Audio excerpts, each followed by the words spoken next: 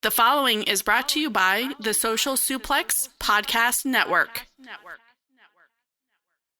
This is Speedball Mike Bailey. You're listening to Keepin It Strong Style. Yes. Yo, this is Rich Latta from One Nation Radio. This is brought to you by the Social Suplex Podcast Network. We present to you the Ace of Podcasts, Keepin It Strong Style. Let's go. It's the Ace of Podcasts, Keepin It Strong Style. Covering New Japan, they ready to hold it down. Jeremy Donovan and the young boy Josh. Come and hit a job out in Barrio the Frogs. From the Tokyo Dome over to the G1. Social Suplex is the network where we can get it done. I'ma chill and let them have it, cause this is just an intro. Keeping the strong style, 6 stars from the get-go, boy. Yeah, from Tampa Bay to the Tokyo Dome, this is Keeping It Strong Style with your hosts, Jeremy Donovan and the young boy Joshua Smith. And thank you for listening. Welcome to Keeping It Strong Style, the Ace Up podcast on the Social Suplex Podcast Network. Jeremy Donovan here with the young boy Josh Smith. On today's show, we'll review the first 4 nights of Best of the Super Junior 30 and cover all latest news in the world of New Japan Pro Wrestling. Please support our show by subscribing and following the Social Suplex Podcast Network or Keeping It Strong Style on the podcast app of your choice and leaving a rating and review. You can also get all the podcasts over at socialsuplex.com. Check out our Pro Wrestling Tees store, prowrestlingtees.com/socialsuplex. That's where you can get your official Keeping It Strong Style t-shirt. If you enjoy this podcast, please consider making a one-time or monthly donation by visiting socialsuplex.com/donate and clicking on the donate button under the Keeping It Strong Style logo. This week's episode is brought to you by the NJPW EXT, the only browser extension for NJPWWorld.com. Frequently updated and with features like dark mode, improved translations and layouts, custom and shared playlists, synchronized viewing parties, and much, much more. It takes NJPW World to the next level. You can visit njpwext.us today for details. Young boy, how was your birthday weekend? You know how we do. Okay. I had quite simply the most extravagant, the most over the top, the best, the greatest birthday celebration that any man has ever had, now or forever in time. So it's a little bit ridiculous to even have to ask that question to me right now. Well, I just want the listeners to know how you get down, how your birthday celebrations are. You know, some new listeners, they might not know that you have crap. Your phone dropping. They might not know about you, having the champagne flowing, the shrimp cocktail. We're popping bottles, limousine riding, jet flying, kiss stealing, wheeling dealing. No, I'm lying. No, I had a good birthday weekend. Kept it a little low key, but we managed to do a couple things here and there, keep things special. Jeremy, you came out briefly. What night was that? Saturday night? Yeah. Yeah, we painted the town red. We did some karaoke. We had a good time. Had an incredible birthday cake. Yes, that cake was amazing. Yeah, cake was fire. Had sushi the night before, so it was a good little birthday weekend. I didn't really want to do anything too big this year. You know what I'm saying? Yeah, keeping it low key. Yeah, I kept it low key. Actually, I went to Guardians of the Galaxy on my own yesterday. There was some family circumstances, so I ended up, I'm kind of on my own yesterday, and I was like, well, I haven't caught the latest Marvel outing, and let me tell you, 4.5, very, very, very good movie. Cried a lot. Wow. Yeah, I heard it. I heard it was great. Floyd on All Things Elite, he was singing the praises about that movie. I don't. I've heard a lot of people say it's better than the original. I don't think I could quite say that, but I liked it a lot better than the second one. And this is easily the best superhero movie I've seen since at least like that Spider-Man with the crossovers. Everything after that has been pretty mid out of Marvel, and that like they're in phase 4, right? They just ended it. Yeah. Phase 4 was trash. Everything that was good in phase 4 was like basically on TV. I'd have like Disney Plus. All the movies were just shite. So yeah, but I enjoyed that movie. That movie was sad, bro. Like really, really sad. Like easily the saddest movie they've had since like Endgame. Wow. Yeah. Yeah, I need to catch that. I'm behind on Marvel. I haven't seen Ant-Man, haven't seen Guardians 3 yet, so yeah, I need to catch up. Yeah, Ant-Man sucked. Well, maybe I don't need to watch it then. I love Ant-Man. It's like it's one of my favorite franchises that they have for the movies, and I really, really like the first and the second one, but that third one, boy, it's rough. Well, speaking of rough, let's talk about Nuts Play.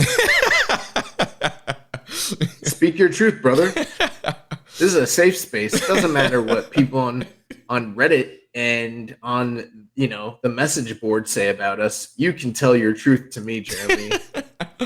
No, we're going to talk about Best of the Super Juniors. It has not. There have been some rough parts, so it hasn't been fully rough. But we'll start off with this question here from Def Triangle 720. How do you feel about the tournament so far? So, we're recording this.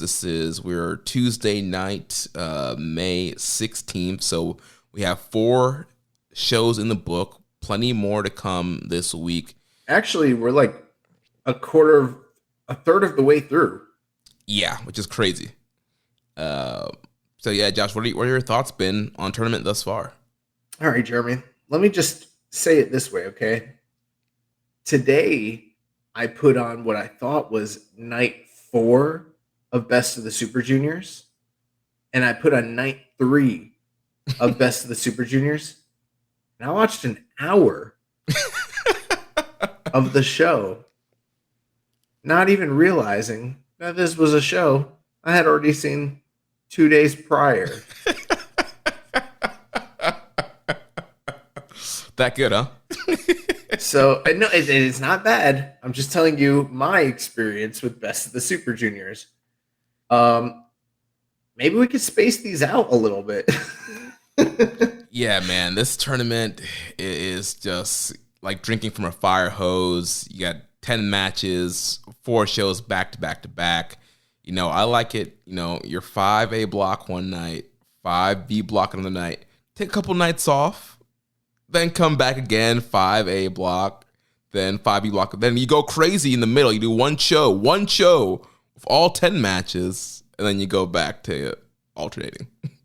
I mean, I appreciate what they're doing. Obviously, the shows themselves are, in a vacuum, very easy watches. I mean, there's nothing on the undercard. It's nothing but straight tournament matches. Boom, boom, boom, boom, boom. But we've talked about this format for the past 2 years now, where they've implemented this sort of strategy where it's like you have your A block and your B block, and they're occurring concurrently at the same time. So unless you're tracking at home or you're following on a website, you don't have a good sense necessarily of what's occurring in each block. You kind of have to do a little bit of homework. And I'll tell you the truth, Jeremy, I'm here with you, and I'm glad you've done the homework. I have not been tracking this stuff. I'm sort of just living it in real time and experiencing it, and then thinking like, damn, that was cool. I hope I remember that. Damn, that was cool. I hope I remember it. And after 12 hours, because each show is about 3 hours, and you're talking about, however many matches, a lot. Like, how many matches are in each show? 10. Yeah. So you're talking about 40 matches in 12 hours in 4 days with one break in between. It's hard to keep track of what exactly is going on. It's hard to get a vibe or a feel for how the booking of the tournament, I mean, you can see like small micro narratives, and I guess we'll break it down as we discuss the individuals, and we'll probably help give a more comprehensive picture to the fans ourselves. And, I don't even fault Kevin Kelly necessarily for not being able to do this, because there's only so much time. He's got to cover the matches and do what he can do on the air. But like, they're not giving us infographics. They're not giving us a breakdown of where everybody is necessarily. And it's a little daunting, and it's not necessarily the most user friendly or intuitive tournament to follow. Yeah, they usually don't throw up like the rankings until like the very end, when people are already leaving the building and doing like the post kind of promo stuff. So yeah, it is kind of hard to follow when you have this format, and people are like, what do you want? Like just a great show of 10 matches, and yes, that sounds good. But when you have this round robin tournament and you want to analyze, all right, what's the story in A block? Who's the leader? Who's the underdog? Who's falling behind? Who's the underperformer? It's hard to kind of analyze that stuff when it's one big card thrown out there versus, when you have the normal format that they used to do and what they do for G1, where you have a dedicated night for each block. You can kind of be like, all right, here's what's happening in the A block. This person, he's undefeated. He's leading. The top star, he's behind. He hasn't, and it's kind of a little bit easier to figure out the story of what's going on. Now it's all kind of mushed together, and so you're like, wait, was this guy in the B block or is he in the A block? And so, like you, yeah, I had some of those moments too as I was watching, trying to catch up with these shows. I'm like, yeah, I hope I remember some of these spots and moves, especially for the last show today. I had to do the James Boyd bell ring method to watch a show. Skip the entrances, bell rings, hit play, pinfall, skip to the next bell ringing. So yeah, it's a lot to keep up with. Yeah, and it's one of those things where if we'd had a day or so more in between, that might have really helped here. So that's also something to take into consideration. I'm not entirely sure why they have everything so crammed together. There could definitely be business reasons as to why this is the case that we're not necessarily privy to. You know what I mean? Maybe they were only able to get certain outside talents for particular dates, and that necessitated them having to do, this kind of short turnaround. It also might have something to do with the amount of shows that they're running outside of the tournament, and they only had this small window of time. I'm not totally sure what kind of was the driving factor behind them having to do it this way. But like I said, the shows in a vacuum are fine. They're very good. They're very easy to watch, but the narrative of the tournament is a bit lost. And that's part of the fun of, a round robin tournament like Best of the Super Juniors. I sort of feel like what's going to end up happening is we're going to get down to like the last night, and then everything's going to come into picture and focus. But until that time, like, they're kind of like, you're off on your own. Like, we're just going to drill through this, and like, you're either with us or you're not, So that's kind of just what it is. Now, one thing that I think we'll be better at doing is we've seen all these matches. We've seen the stories that individuals are experiencing, and then we kind of know Gato's booking. So that will give us a little bit of a clue as to the arcs of each individual. And then once we take those narratives and kind of break them down within a block, you and I might have a better holistic picture here, because, even just starting the show, I don't have a great vibe or feel for exactly what's happening within the context of the blocks. Yeah, I'm right there with you. It wasn't until I started putting the rundown together, I kind of got a somewhat of an idea. But I think, as we kind of talk through these guys in the block, I think at the end we'll both kind of get a better idea of like, all right, what's the story and kind of what's the expectations are for the remainder of the tournament. The other thing too, that I want to bring up before we move on, how freaking awesome is this year's Best of the Super Juniors intro? Oh man, it's amazing. I feel like I'm, I got Toonami on. I'm watching some kind of anime. It's great. I forget the name of the band, but yeah, it's a great opening I song. think their name is BTK. Is that it? No, that's not the Korean band, right? Actually, I don't. Or BTS. I said, oh yeah, BTS. I said BTK. I think that's a serial murder.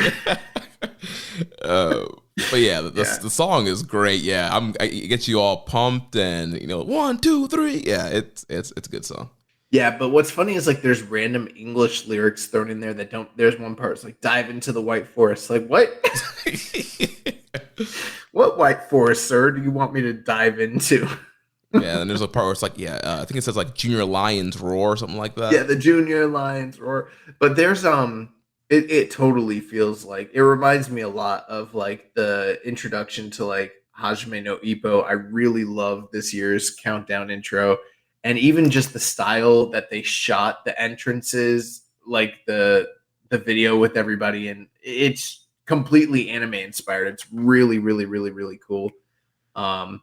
One other thing that I've noticed, and I don't understand it, and I don't want to spend a lot of time talking on it, but they have spent a lot of time every night talking about it, is this freaking onion. What's the deal with Kevin Kelly and his onion? Dude, I have no idea. An onion's been sitting there at the commentary table, the English commentary table, and it wasn't on today's show, but the first 3 nights it was there. I don't know why it's there. What is that? Is that like, I don't know, somebody's coming in and they're going to be like an onion gimmick? I don't know. I don't know, man. It's been really weird, but I know there's someone out there that if we got through this show, they're like, they didn't mention the onion. And it's like, nah, let's get that out of the way first. And 1-star review. They don't talk about the onion. They didn't bring up the onion.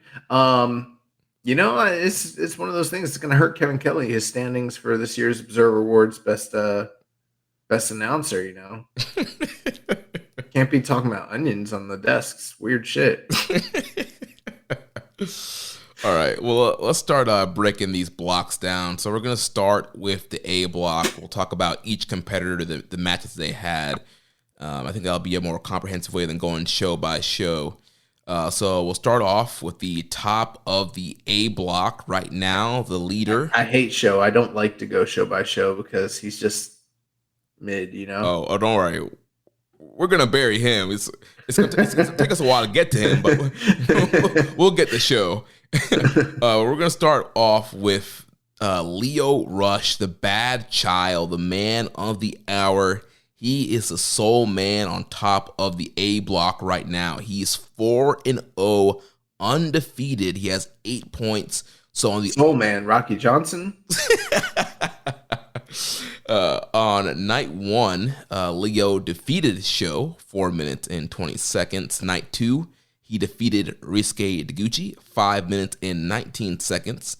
Night 3, in the main event, he defeated Hiromu Takahashi 18 minutes and 11 seconds. And then on today's show, night 4, he defeated the Bone Soldier Taiji Ishimori 16 minutes 56 seconds once again in the main event.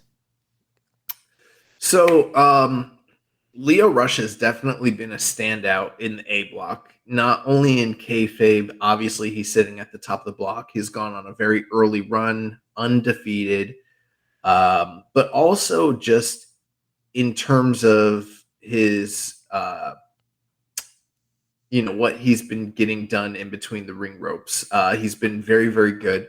The first 2 nights, like the match with Sho, and then night 2, the match that he had with Taguchi. I don't know if either of those would be necessarily standout matches that you can point to on his resume and say, like, see, look, this is a guy that's, really pushing things necessarily. But because they have this format that we've talked about since the top of the show, where every single competitor is, wrestling, there are guys who are being, it's necessary for them to have 4, 5, 6 minute matches, which is kind of nice, but also it's another talking point that we haven't brought up, that there are some guys that they kind of get a night off for some of these tournament matches. And that's sort of what we saw the first 2 nights with Leo and Sho, and then Leo and Taguchi. And we'll talk about Taguchi, but he's been less of a night off guy this year, as opposed to previous years, a lot less comedy shtick.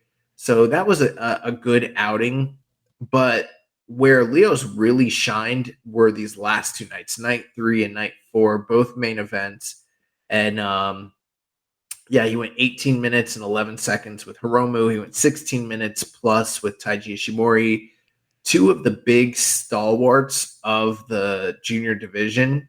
Hiromu's obviously the current reigning IWGP champion. Leo was able to defeat him. This is a return match from their prior, the title challenge he had it back in like February of this year, where he failed to uplift the title off of Hiromu. Kind of got his revenge there in one of the standout matches of the tournament so far. And then earlier today, he had another return match against Ishimori, a guy who we had talked about in the past as being like a dream opponent because of both of these guys, athletic prowess and how fast they both are. They're both like speedsters. I would say Leo rushed a little bit more than Ishimori, but when Ishimori, when he wants to turn on, he's still able to do that. And the first match they'd had back a year or so ago in Texas was it was a strong taping match, and it was a little bit disappointing. That Autumn Attack tour. Autumn Attack, that's right. This time we sort of got a better opportunity to see what these guys could do in the ring together. I didn't think the quality of the match was quite up to snuff with what Leo and Hiromu had done the night prior, but it was also a very, very good outing. And Leo here he is, Leo Rush. He's had 4 matches and he's undefeated. He's running the table. Yeah, Leo has been looking great. He's one of the guys that, once they were released from WWE, it's like, yeah, we want to see Leo in a New Japan environment. We want to see him in the best Super Juniors just because of how super talented he is in the ring. And yeah, he's looked great all 4 nights, especially like you mentioned in those 2 main events with Hiromu and Ishimori. And those are 2 really important key wins to get this point in the tournament. You know that Hiromu is a champion and Ishimori is a former champion and a guy that they push heavily. Those guys are going to come in the top of the block. So in a tiebreaker scenario, I know you got the top 2 going, but in the case where you have 3 guys tied, Leo has 2 really big tiebreaker wins there over Ishimori, over Hiromu. And yeah, Leo just looking great. A lot of great high flying stuff. His Lopez, the final rush, frog splash, the final hour stunner that he does. He's been looking really great throughout the ring here. And his promos have been pretty fiery too. He's been talking a lot about doing things for his family. He has his kids' names written on his wrist tape, and he's been calling the New Japan fans his family as well.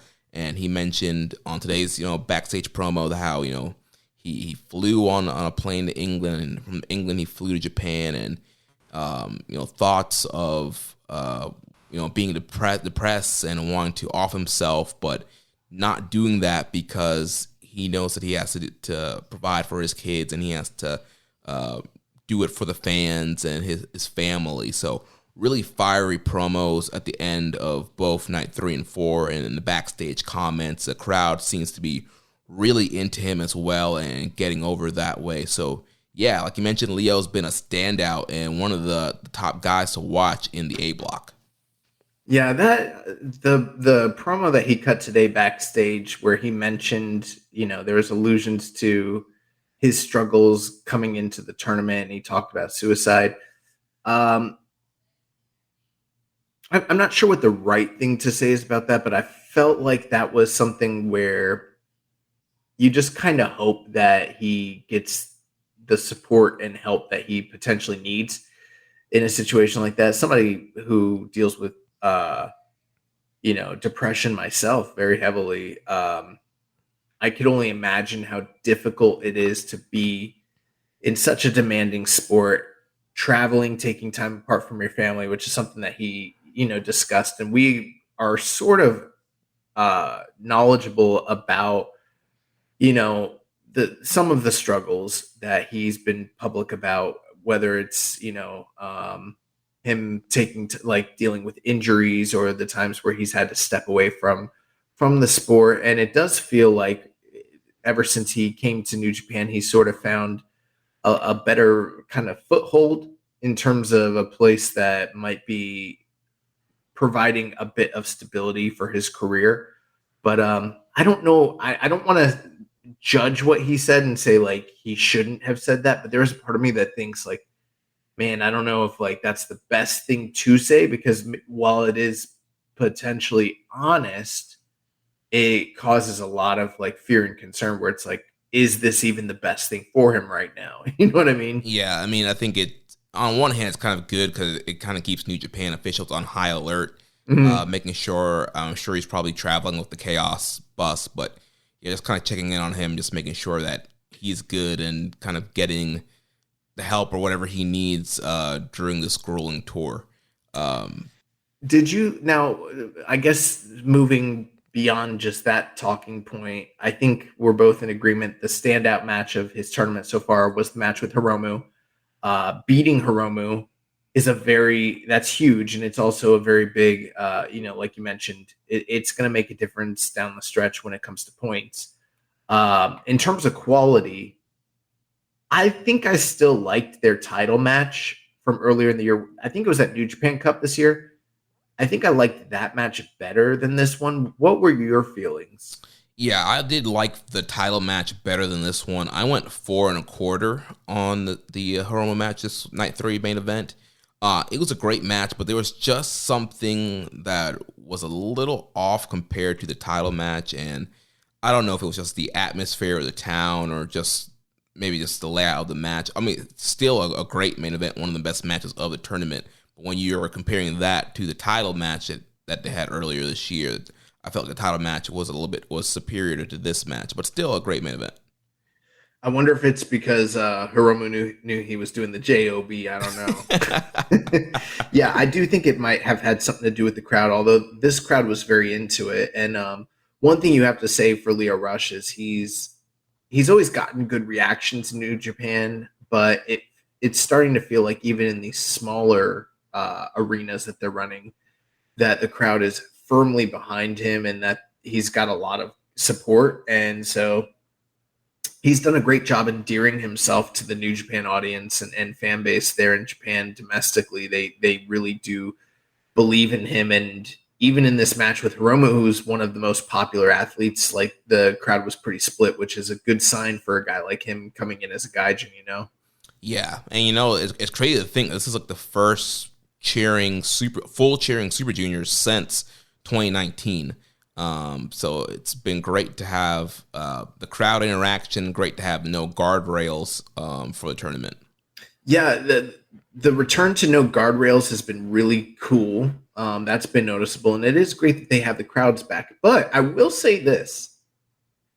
The crowds haven't made that big a difference to me as opposed to some of the earlier tours and major shows in 2023 where like it was markedly different and you're like, damn, like look at Dontaku or like look at New Japan Cup finals, like we're back. These crowds haven't felt that different than what we had last year with the clap crowds for Super Juniors tour. You know what I mean? Yeah, I think Corkin's probably been one of the hottest crowds on this stretch so far, which they normally are. But yeah, they've been in kind of some weirder venues and cities, and I think they typically do sometimes, or I don't know what it is. But they were like second night, like Kevin Kelly called it a partial sellout. So there was like some arenas where they weren't fully sold out, and like you mentioned, maybe some of the crowds are still kind of easing back into the fully cheering after, the restrictions are so long. But yeah, the energy level, like if you went back to 2019 Super Junior, like those crowds were like rabid for pretty much every show compared to how they are this year. And what you said about Corkin, I think that first night showed in general, top to bottom, has been the most enjoyable Super Junior show of the tour and really kicked things off. And things got better during night 3, night 4, but night 2 was sort of a low point of the tour, in my opinion. Yeah. But yeah, I would definitely agree with what you said there about this just not having that rabid crowd feeling that I'm sort of used to from like a G1 or like a Super Junior tour. So that's kind of, maybe that will change as time goes on. We're only 4 nights in, but I also have to wonder if it has anything to do with the structure of the show, having this many single, and it almost sounds like, we're complaining about getting so many singles matches, and singles matches are a scarce resource and a rarity in New Japan. And you almost want to always be thankful that you're getting, there are times where we get 1 or 2 on a show and we're like, damn, that's awesome. And now we got 10 and we're like, this is too much. And it's not the fact that it's too much, but what I've noticed is that, like, on a regular Super Junior tour night, right, you have your undercard matches, which is like maybe 4 tag team matches. You're talking about an hour that gets killed right there. And then usually the last 2 hours of the evening are 5 tournament matches split over 2 hours. And that gives everybody a good amount of time to work. And then, the guys at the top, usually the co-main event and main event, get the most time. And while that is a little predictable in a certain sense, like, you can kind of see who's in the main events there, and it's a little bit easier to kind of predict what the booking trajectories of the shows are going to be. The nice thing there is it gives everybody that's on the tour those spots to really shine. And in this structure, because there's no undercard, you're having the early matches having to be sub 10 minutes, in some cases, sub 7, 6, 5. And then the last match pretty much is the one that's getting most of the time. And it's not allowing everybody to showcase really what they're capable of doing. And so there's some big matches that are occurring that and I guess we'll get to it, but we're watching them happen and we're like, oh, that was cool. But it was like 8 minutes and it's over, and you move on. And then there's so much that happens on the show that you kind of forget even what it was that occurred. And I'm noticing they're doing a lot more like smoke and mirrors on these tours as well, because Taguchi's sort of playing straight man. And so they're having to have like show and different people use a lot of gimmicks and things to kind of facilitate that night off role for some guys. So last thing here before we move on from Leo, question from Grunty Dodds is, over the past couple of years, Josh has been critical of Leo Rush, saying his ring work wasn't nearly as good as it was before he joined the WWE. Personally, I am completely ignorant to his career prior to 2020. Would you say that his matches against Hiromu are him at his best, or is he still not at his peak? That's a tough question to answer. I think that I don't know if I would sit here and say, like, this is the peak of what I think Leo Rush is capable of. It might be. This is the best he's looked in years, certainly. And I think it's probably on par with some of the top-end matches he had in, say, like WWE when he was doing, like, 205 Live and NXT and stuff like that.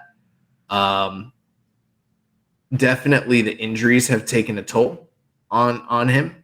And there's no getting around it. The matches he's had with Hiromu have been very much standout matches, probably at this point one of the best of his career.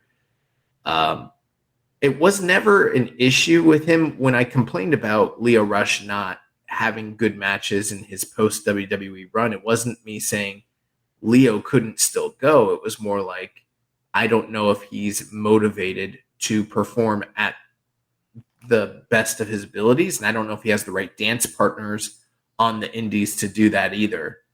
Although there were some exceptions where I'd see like him and Laredo Kid, or I'd see him and Blake Christian, and they would have what I would consider to be like disappointing matches. And in New Japan, he's been putting his best foot forward.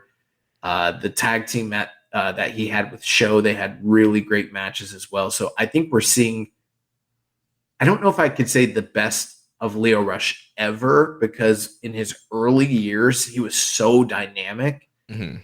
But this might be the best that he's capable of right now. Yeah, and I think it's probably the most consistent he's been in a while.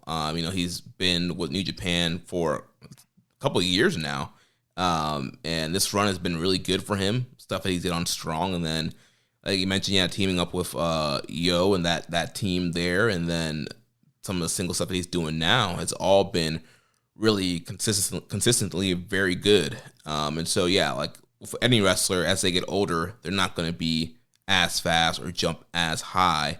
But I think he's kind of hitting that like well-rounded of like he's kind of hitting a stride right now, I think. Well, one thing before we move on to, and I think it's worth mentioning. So Leo Rush undefeated, he's sitting at the top. It's very likely that between now and next week, he's probably going to take some losses because it's very typical that somebody goes on an early run, they rack up a lot of wins, and they start streaking, and then you start getting the spoiler type matches. And so he's already gotten like Sho and Taguchi, two guys that could definitely play spoiler to him. They're out of the way. And then Hiromu and Ishimori are out of the way, but he still has Mike Bailey, Teton, TJP, Doki, Kushida. Those are guys that, are all. And one thing they've been doing in this tournament, even though he's one of the few undefeated individuals, almost everybody seems to be taking pinfalls and doing jobs. Mm-hmm. And they're doing them for pretty much any and everybody. So this has been a very unselfish tournament so far. Don't be surprised because I'm not sure if Leo is going to be a finalist in this block one way or the other. But if he is, these big wins that he has over Ishimori and Hiromu are going to go a long way. But I'm anticipating that he kind of gets knocked down a little bit in the next week in some of these bigger matches. Yeah, that's kind of like you mentioned, the kind of the typical trajectory or story of a guy that starts out on top, kind of streaks at the wrong time of the tournament. So yeah, with 5 matches left, normally I would say a guy that's on top of the block usually ends 6-3, maybe 7-2 to get to that 14 points. So I think he's definitely going to eat at least 3 losses probably in the next week, and will potentially end up with just 12 points, which will still probably have him being potentially an A1 or A2 guy. Well, it looks like night 9 is the last night of A block action, and he's got Mike Bailey that night. So that's a really big one. Mm-hmm. I've got a feeling that might be a deciding match for either guy to get into the semifinals. Yeah. All right, let's move on to the next guy here, the Bone Soldier, Taiji Ishimori. He's 3-1. He's got 6 points. So night 1, he defeated Taguchi, 3 minutes and 54 seconds. Night 2, he defeated Teton, 9 minutes and 24 seconds. Night 3, he defeated Doki in 9 minutes 31 seconds. And like we mentioned, on night 4, he lost to Leo Rush, 16 minutes and 56 seconds. Yeah, Ishimori's interesting. This is someone who has the reputation of being, this dynamo in the ring. And we definitely know he's capable of that when needed to be called upon to go out there and really deliver at a top level. But I don't know. It's kind of like a dirty little secret, Jeremy. I feel like the last time I really remember being blown away by Ishimori, and I'm not saying he hasn't had great matches since then, but like that Super Juniors where he was a finalist against Shingo, and it was the was that 2019 yeah, when Shingo and Will Ospreay ended up in the finals together. Ishimori got injured and was on the shelf for a while and then had to return. And I feel like he's never really been the same guy since that time. And even before that, there were rumblings that, there were bouts of laziness and inconsistency when it came to Ishimori. And, a couple big matches come to mind, like him and Hiromu in the Tokyo Dome a couple years ago. That was a really great match. And he's had some very good matches, but New Japan has seemed pretty insistent on continuing to push Ishimori as a top-end commodity. He always gets really good booking. He wins titles. He's a dominant guy in the division. But I don't really, me personally as a fan, I don't see Ishimori that way. And I'm always kind of shocked when they go with him. because I just find myself, not that he's not good still, he's a smart wrestler, he's a great character and he can get heat, but I just find myself a little bored with Ishimori, and I think there's a role for him in New Japan, but I'm not sure that it's unlike Kanemaru's role at this point. Maybe like a top end tag team guy and someone who can challenge for titles and maybe even win them. But like they've continued to put him in the upper echelon with like Desperado and Hiromu, and I don't see him that way. And in this tournament, aside from the Leo Rush match, maybe he's a little bit suffering from the structure of the evenings, like I discussed, how some of the guys are getting less time, but his matches are pretty much they're the same every time. He's going to go after their shoulder, he's going to take him outside to the post and ram him into the post, and then he's going to focus on that shoulder and either go for like a bone lock or a super shoulder breaker or something like that. And it's pretty old hat, and there's not a lot for me to get invested into one way or the other. Right. And, with a guy like Ishimori, I saw a clip of him from like Noah on Twitter where he does this like crazy, like spinning, elbow thing. The elbow drop. Yeah. So, obviously, those days are gone. He's older now, and he's put on a lot more muscle and has really kind of transitioned into more of a power junior. But I absolutely agree with you on the structure of his matches. I mean, this guy, it's almost kind of like when you hear about like house show loops where two guys wrestle different towns, but they do the same match in different towns. Yeah. Well, that's kind of like how he's wrestling, except he's wrestling different guys. And so obviously I know that his finisher is the bone lock and he's going to focus on that shoulder and arm, but it's been, the same setup. Throw the shoulder into the ring post. The shoulder breaker, like he kind of does the same. It's kind of the same exact match structure. Just switch the guy out, and he's doing that to set up and go for the bone lock. And I think when you have a submission body part finisher, you got to find some creative ways to attack the limb and not just do the same thing over. And you see stuff like that with guys like Zack Sabre Jr. and Bryan Danielson. Some of these really great submission wrestlers who know how to attack a body part and make it unique to that story of the match and not just do the same kind of sequence over and over again each matchup. Yeah, that was I was thinking that exact sentiment, that there are guys out there who have gone through the same things you're talking about. They're less dynamic, they're less physical in the ring, they're not able to do the things that they were able to do when they were younger, and they've had to rely on other aspects of their craft, but they still remain wildly entertaining, And to me, that's not Ishimori right now. I think he's got a good character and he's great in the backstage on promos and stuff like that. But in between the ropes, I find it lackluster. Now, as far as the kayfabe goes, he was going into night 4, the match with Leo Rush, with 2 points to prove. Number one, he was undefeated.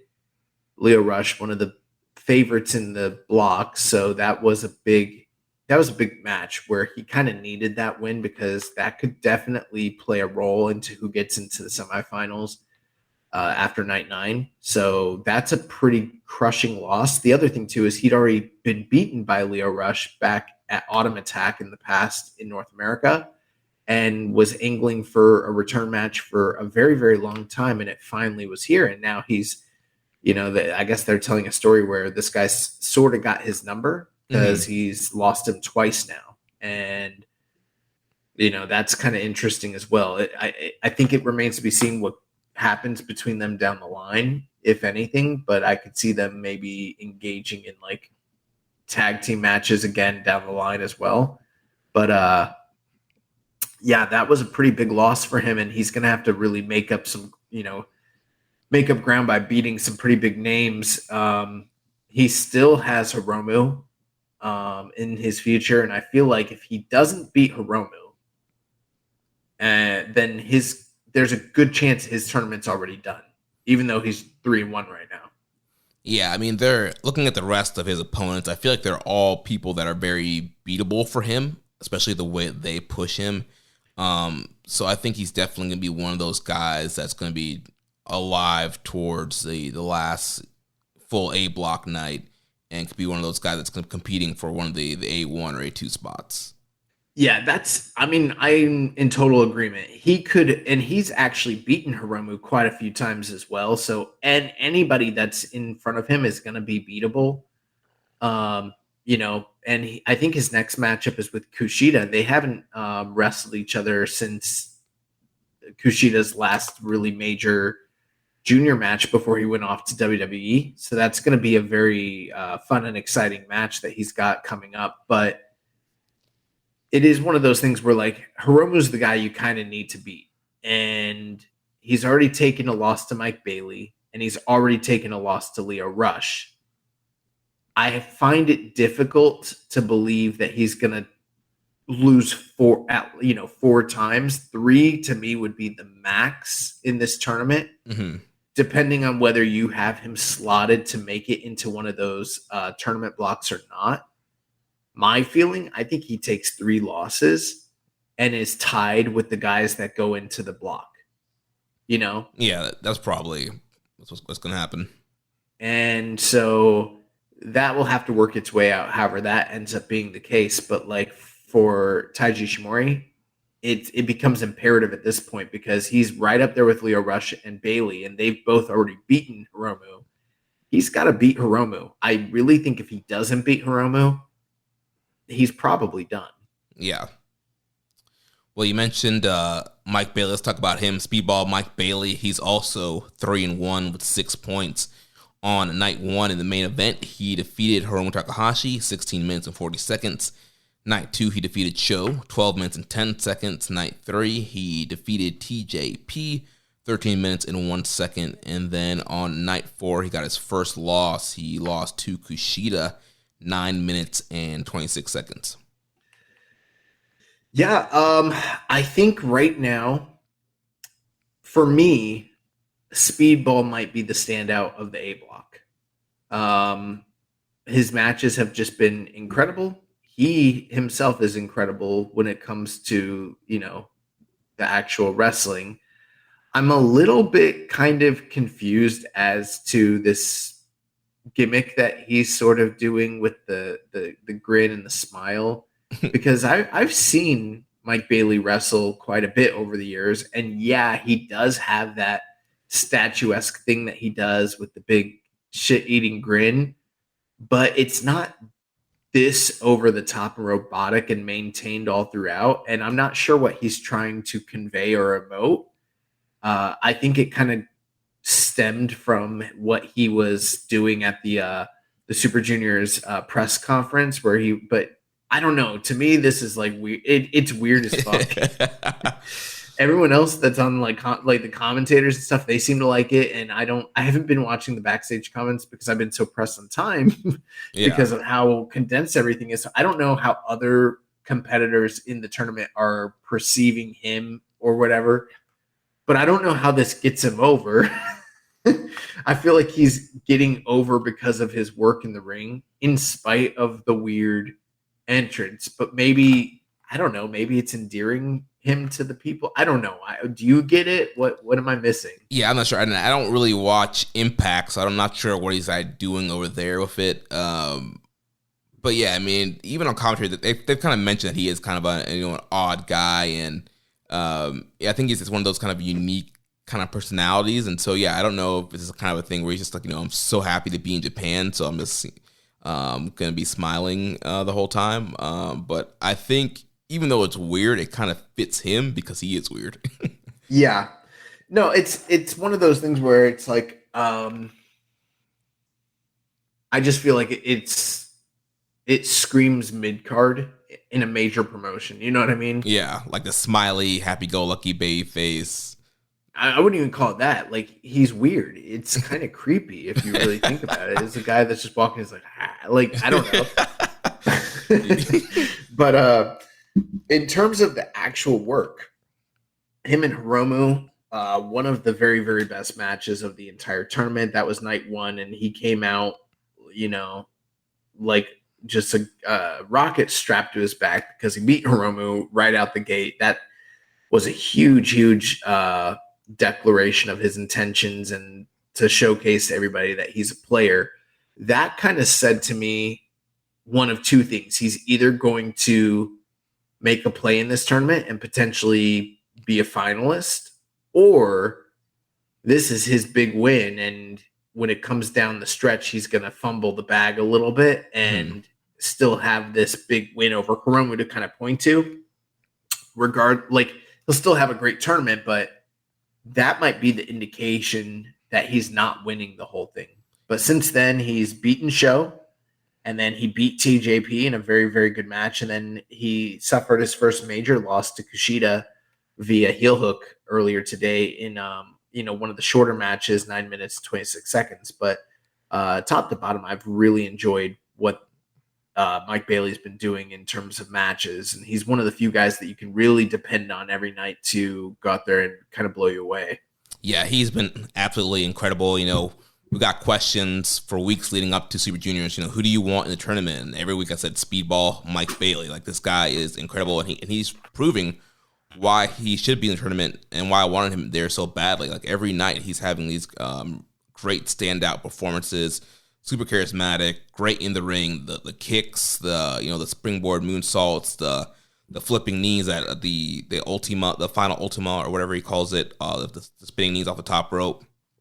Like, that's been great. Like, everything he's done, like, he just hits with such precision, and they've been mentioning that on commentary, how he's kind of improved just the precision of his striking and his timing, and it's just been really great to watch.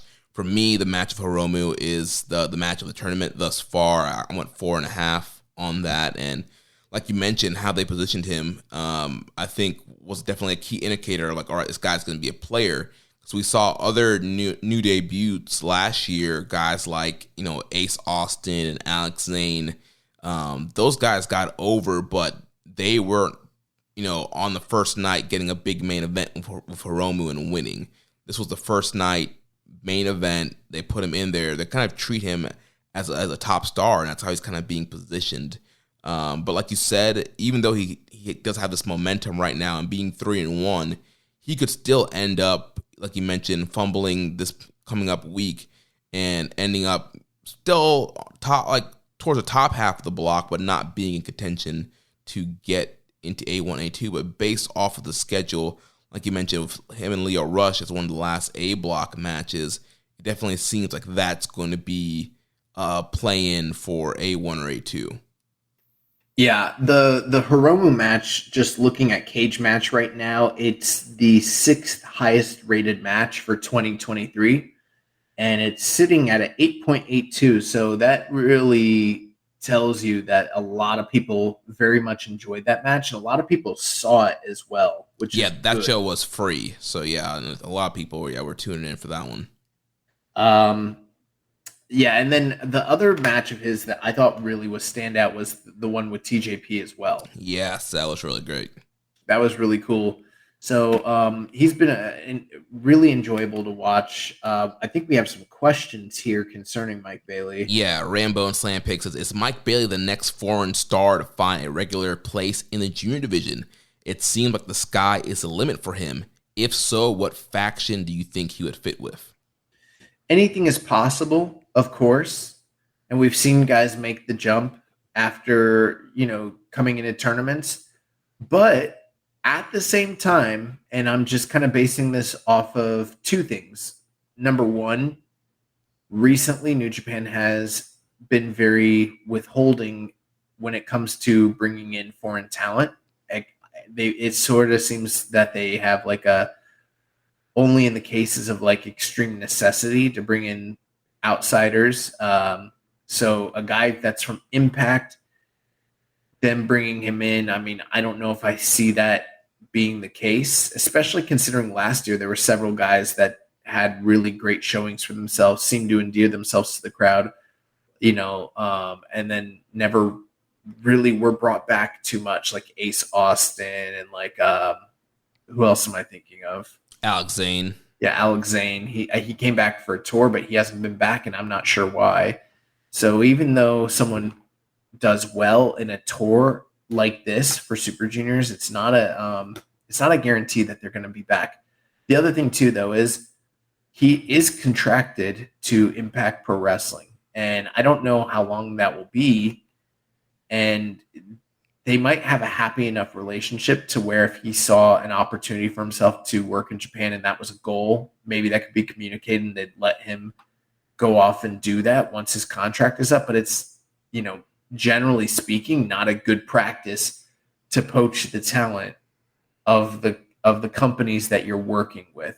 So there seems to be a lot of barriers as to whether he would ever be like fully plugged into New Japan in that way. A best case scenario is maybe he were to be talent shared, similar to like how Dragon Lee was back in the day with CMLL and ROH for the time being. Because without that being the case right now, I just don't see him being a regular fixture in New Japan. And it's mainly political more so than anything else. Right. And even you look at Ace Austin and Chris Bay, those guys are part of the Bullet Club, part of one of the big factions in New Japan, and they haven't been seen since Junior Tag League. So even if he were to, quote-unquote, become part of a faction, let's say he joins Chaos and he's repping Chaos and Impact, like, doesn't quite mean that we'd be seeing him as frequently as you think you would. I'm amazed that Teton is as plugged in with LIJ as he has been, because I got the feeling like he'd come in, he would be here for like a couple tours doing the LIJ thing and then just kind of go back to CMLL, especially since he's such a main guy there. But they've seemed to do a good balancing act when it comes to him. So yeah, I think you bring up a good point. Like, it's even if they got him into a faction, there's no guarantee. And for right now, I'm not going to get my hopes up that they're signing him or anything like that, because he's signed somewhere else. Yeah. Then Dragon Master Adams asks, I think Speedball has a good chance of making the top 2 of A block. If so, who would you like to see him face from the B block the most? For me, it would be Kanemaru. Well, that's that's a pretty lofty wish. I don't know if I see that as being a certainty. I mean, Kanemaru, I like Kanemaru a lot, but I don't know if I see Kanemaru getting into one of those 2 spots. That is the kind of fun thing, though, with this, 1A, 1B, and all that sort of. What's the terminology we should be using for the finals? It's a semifinals. Okay, because I've been calling it that, but that almost feels wrong. Mm-hmm. But or you could call it a playoff. It's kind of like a NFL. It's a semifinal playoff. Yeah. Yeah. I'm not sure, or that I'm convinced that I see Kanemaru being the guy to get there. But because there are 2 slots, anything is possible. I'm looking over the B block list right now, and I'm trying to think, like, what match in particular do I think would just be the funnest to watch? And I'm not basing this off of, like, predictions, mind you. I'm not telling you this is who I think he's going to wrestle. And there's probably a lot of good reasons why this might not even be the case. But if I had to just go based purely off of my personal tastes, it'd be Robbie Eagles.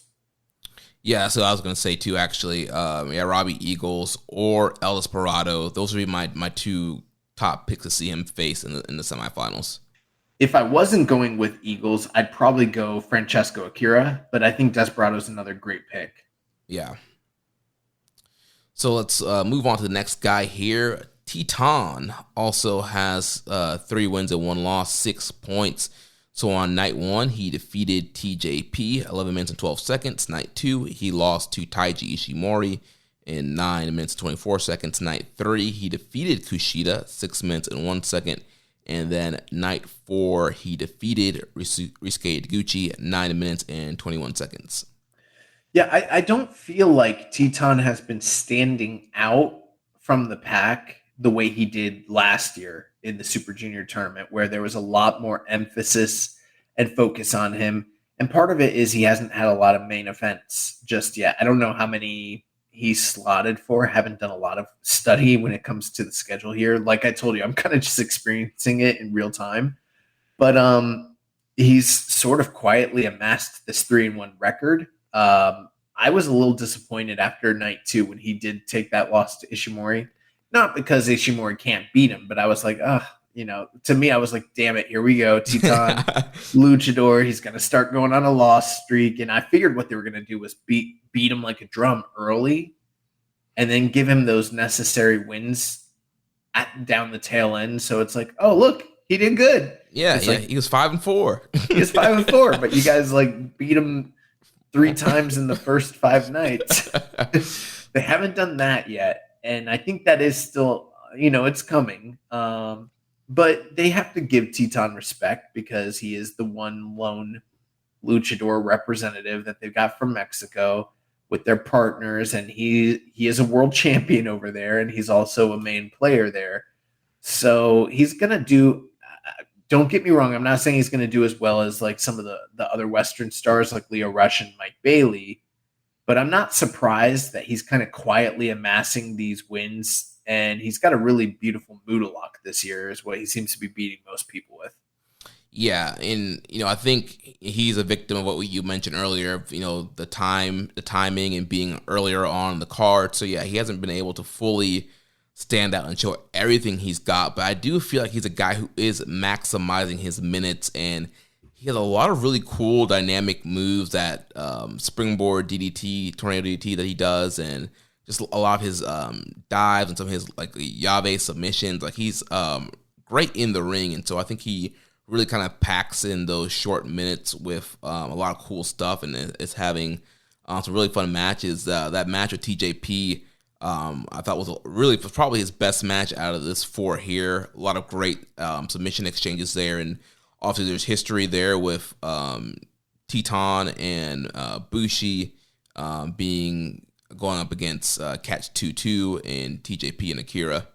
I mean, you're going to think I'm crazy for saying this, but I like the Taguchi match the best. Oh, okay. There was some sloppiness, mind you. I noticed a few misdirections, but like once it got going, that match really got going, and I was like, damn, like, and Taguchi, we'll get to him, but he's not doing so hot, and I thought there was a believable case that he could definitely beat Titan. So there was a sense of urgency in that match as well. Mm-hmm. But ultimately Titan was able to best him. And like you mentioned, he's a guy maximizing his minutes. I don't think he's standing out from the pack the way he did last year, but he's having very entertaining, very good matches every single night. But I would say, between now and next week, I would say look for him to go like 500. Pick up a couple wins, pick up a couple losses. Yeah. So next guy, the ticking time bomb, the current IWGP Junior Heavyweight Champion, Hiromu Takahashi. He's 2-2 right now. He has 4 points. Night 1, like we mentioned, ate that loss to Speedball Mike Bailey in 16 minutes 40 seconds. Night 2, he defeated Doki, 12 minutes and 51 seconds. Night 3, he lost to Lio Rush, 18 minutes and 11 seconds. And then on night 4, he defeated Sho, 7 minutes and 38 seconds. Jeremy, earlier I said that the standout for the A block might be Mike Bailey. And there's probably a little bit of truth to that. But when you look at the cage match ratings, is it any surprise that Hiromu is the guy with the most highly rated matches across the board? Now, he's also getting a lot of the big main event spots, and that probably has a lot to do with it. But then again, he is the current reigning champion of the company. But I mean, yeah, him and Mike Bailey, one of the top end matches of the tournament. Him and Lio Rush, another one of those. And then even the match, unsurprising to anybody else, the match with Doki is sitting at like a comfortable 7.43, which is, it's probably like 3 3/4. So he's having a very, very good tournament. Even if he's put over 2 foreign stars along the way, the one black eye on his tournament was today's match with Sho, which was kind of actually entertaining in its own fun way. I would say of all the shenanigans-filled Sho matches, this is the one that like was the most zany and over the top, but it wasn't what most people would categorize as classically good wrestling. And if you're over the House of Torture shtick, I could see a lot of people really hating that match.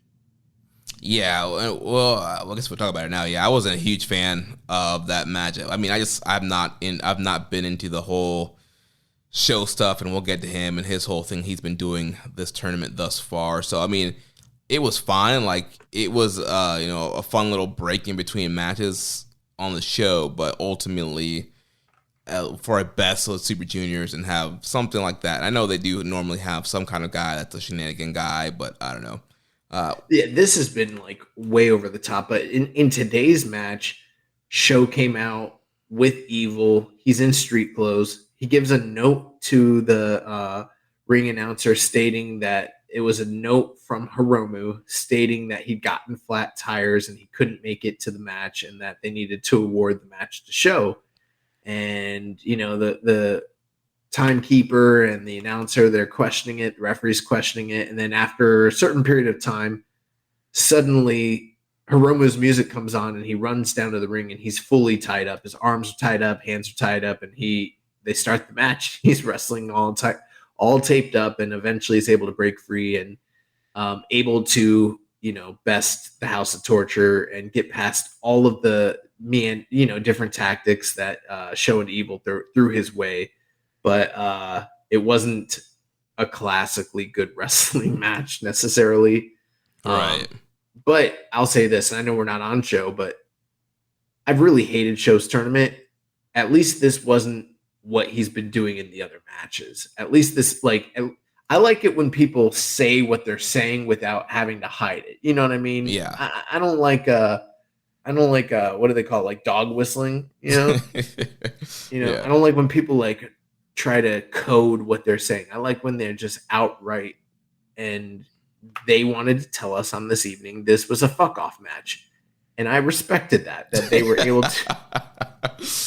able to just completely come forward and be like, this is bullshit, we are giving you bullshit. And I'm like, you know what, that wasn't the worst bullshit in the world.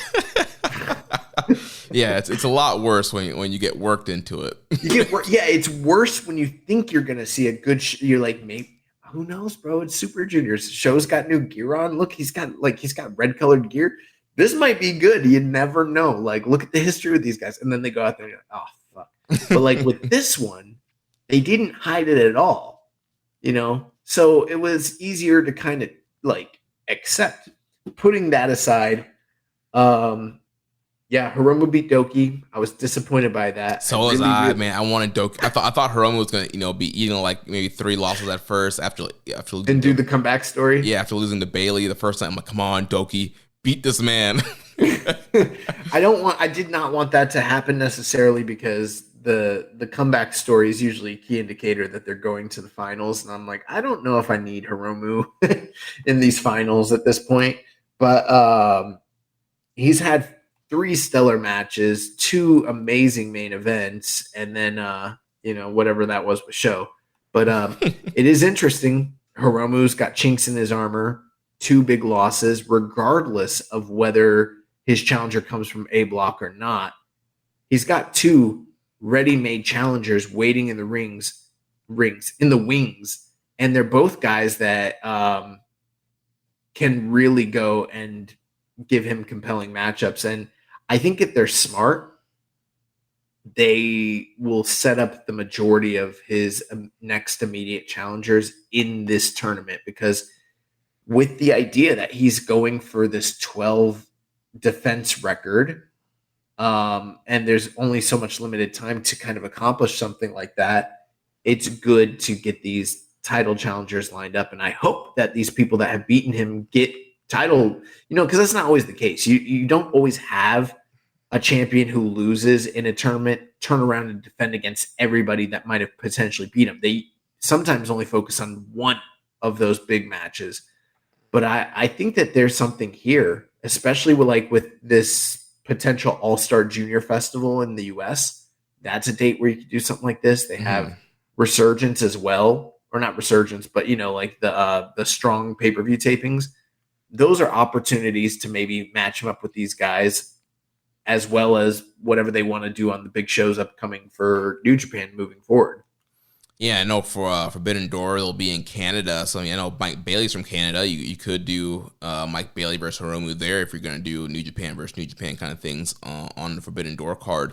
So, yeah, I think there's a lot of cool options they can do with guys who can challenge him all throughout the summer and during G1 season, especially if they do some more shows in the States during G1.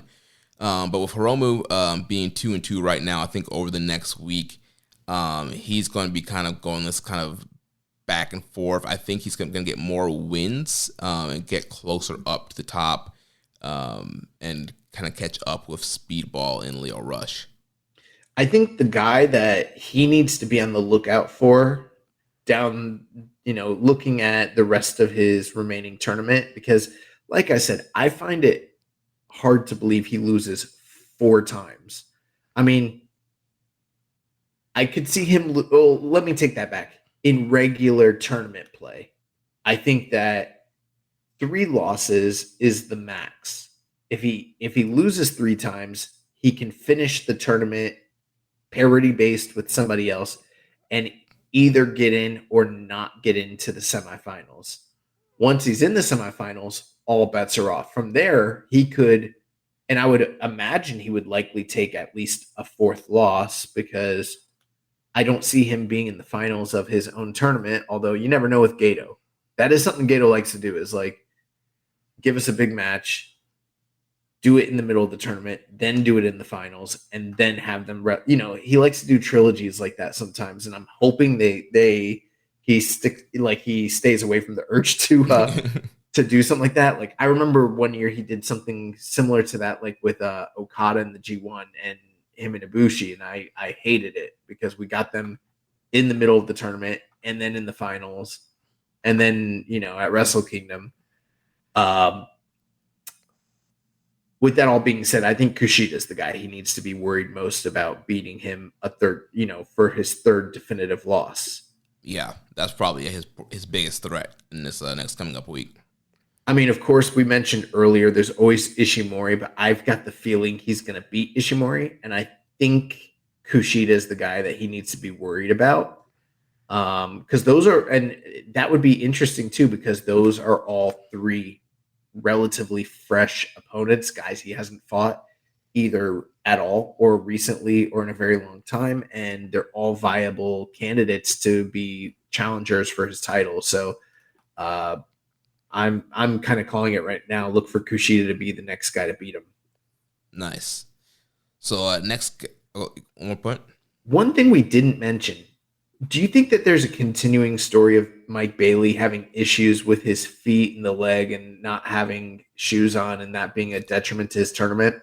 Probably, yeah. So there have been some guys who have targeted his legs and his feet all during his kicking offense. Sho had the wrench out and was attacking his toes and his foot with the wrench, and who else was attacking the foot? Well, he got tapped out with a Kushida tapped heel him hook out today. Yeah, also TJP was going after his legs as well. So pretty much everybody except maybe Hiromu had a heavy target on the legs, and I do think that will probably play into the rest of Speedball. That'll probably cause him some losses if he's not able to execute some of those kicks the way that he's been doing in the beginning of the tournament. On night 9, which is the last night of A block action, Hiromu has Teton. So just throwing that out there. Yeah. So next up, TJP from the United Empire, one half of Catch 22, has a 2-2 record with 4 points. On night 1, like we mentioned, he lost to Teton, 11 minutes and 12 seconds. Night 2, he defeated Kushida, 9 minutes and 27 seconds. Night 3, he lost to Speedball, 13 minutes and 1 second. And then on today's show, night 4, he defeated Doki, 8 minutes and 22 seconds. TJP is, in some ways, not unlike Teton in that he's having kind of like a sneakily, quietly great tournament. Match after match, he's going out there and really delivering. But I don't know if he's I don't hear the rumblings about people praising his tournament maybe the way it's being deserved to be praised. But man, he really can deliver. I mean, that's a guy that you can count on to go out there and just have the goods. And I know there are people that don't like him for a variety of reasons. A lot of it has to do with social media and his political inclinations and, stuff like that. But when you take that part away and you just boil it down to what he does in the squared circle, he's fucking great, bro. Yeah, dude, he's so slick. He's so smooth. Like, he's a guy that just gets it. He gets his character. He gets professional wrestling. Like, just from bell to bell, he's just so, like, you watch a guy like him and you watch some of the younger guys, and yeah, maybe some of the younger guys can do some like cooler looking moves and flips, but he really just understands the psychology of pro wrestling. He's always in the right place at the right time. Everything is about his game is just so good right now. I don't know if there's, this might sound weird. He's not, I wouldn't call TJP, like, let's say, the favorite wrestler of this podcast. So I'm not claiming that, right? Mm-hmm. But if you took all of your tastes in pro wrestling and you took all of my tastes in pro wrestling and you melded them together, you might wind up with TJP. Yeah, great grappler, submission guy. He can fly, does the Mamba splash. He might be like the perfect blend and mix of our like proclivities when it comes to like what we look for in a pro wrestler, because like there's a lot of things that would seem like maybe we wouldn't like him, but like, yeah, we do. Yeah, and a lot, especially since he's come back to New Japan in the last couple of years. Like, he's just been on fire since joining United Empire. Even like some of the stuff he was doing on Strong with like Mascot Arata and some of the feuds that he was having there, and then especially with Catch 2-2, man, like he's been on fire. That's the crazy thing. I was never really a big TJP fan, and I've followed his career for a long time. I had lots of indie tapes, seen him back in the day, in like the All Japan, or not All Japan, but like what were they called? Like the King of the Indies tournaments and stuff, and he was like Puma Kid and all that. Yeah, and Impact, he wrestled under a couple different gimmicks. Yeah, I never really liked him that much in Impact, and I couldn't really stand him in the Cruiserweight Classic. I've never been a TJP guy. It's taken him to come back to New Japan after all these years. And I mean, there were definitely some high points of his work in Impact most recently, like when he, not his early iterations, like the Suicide stuff, but like in the past, like a couple of years ago when he like got back into Impact, there was definitely some stuff that was catching my eye. But like this work right here, this body of work in the past like 2 to 3 years in New Japan, it's the best I've ever seen him. And I know he's a young guy, but he's been wrestling for fucking ever, like since he was a teenager. Yeah. So it's like, to me, he's an old guy who just has a young age, Right. And he's been all forever. Yeah, he's been all over too. He's wrestled in Mexico. He's been in Japan. He's done stuff in the UK. Also, he's done stuff in the US. He's been in all the major promotions. He's been in WWE. He's been in Impact. He did stuff in ROH. Like, he's been everywhere and has a wealth of experience. Part of the original LA dojo. This guy has done it all. And yeah, he's still relatively young. And he's definitely a great pickup for New Japan and has been a great part of the junior roster, a great part of the United Empire. And he's been a lot of fun to watch in this tournament. I mean, this guy, I'm looking at my star ratings. I mean, this guy's just having some really solid matches, a lot of 3.5, 3.75. I really love the speedball match. I went 4 stars on the speedball match. He's just been really, really good in this tournament. I liked the match today with Doki. He tried to jump Doki early and went for the black, or I always call it the black mamba. Is it the mamba splash? Yeah, or is it the black mamba splash? The mamba splash, yeah. Okay. Yeah, he went for the mamba splash early, and I thought he beat Doki in like a few seconds. So did I. I was like, no. But then 8 minutes later, he gets the same result. He hits the mamba splash and he wins 1, 2, 3. Very, very good match. TJP is just one of those guys right now where I don't think he's going to be in play down the stretch or in the finals, but he can really go and he can believably beat anybody in the tournament. And when we did the preview, I mentioned he's not unlike Kanemaru in a way. And I don't mean that in a begrudged way. Like, Kanemaru is always really entertaining and can like school people and give them lessons and kind of shines in this tournament. That's sort of what TJP is doing here. Yeah, his whole goal of the Doki match, he wanted to win with the Mamba Splash. That was his goal. He didn't want to win with the Pinoy Stretch or any other way. Like, he's like, I want to beat Doki with the Mamba Splash. And so that was his whole goal from the beginning. So one thing I would criticize, he did do commentary one night. I thought he did a good job, but there just wasn't enough character there. Yeah, he kind of just called it like as if the normal TJ Perkins, whatever his real name, Theodorus, was just calling the show. Very straight. And for, at the same time, I guess, United Empire isn't quite the dominant heel force that they first were intended to be. They're sort of tweeners with like heel leaning tendencies, but he's one of the heelish guys in the entire group.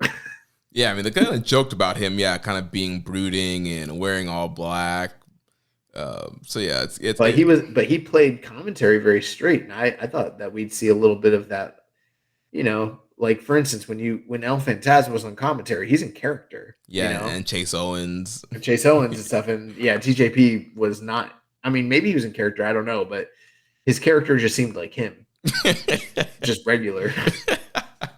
I did think he did a good job though.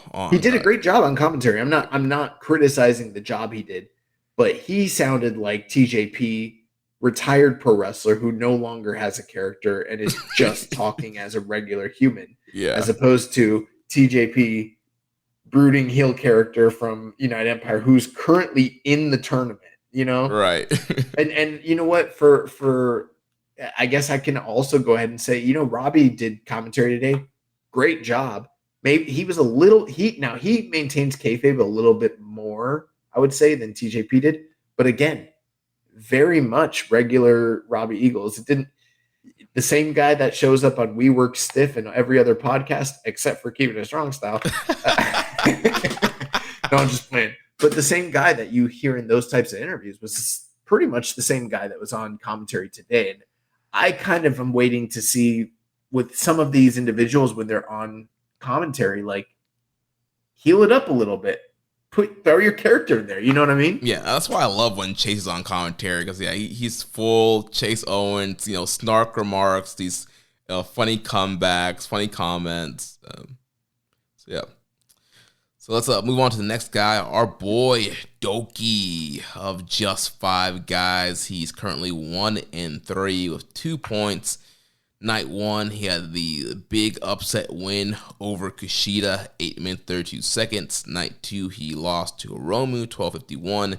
Night 3, he lost to Taiji Ishimori at 9:31. And then, like we mentioned, Night 4, he lost to TJP in 8 minutes and 22 seconds.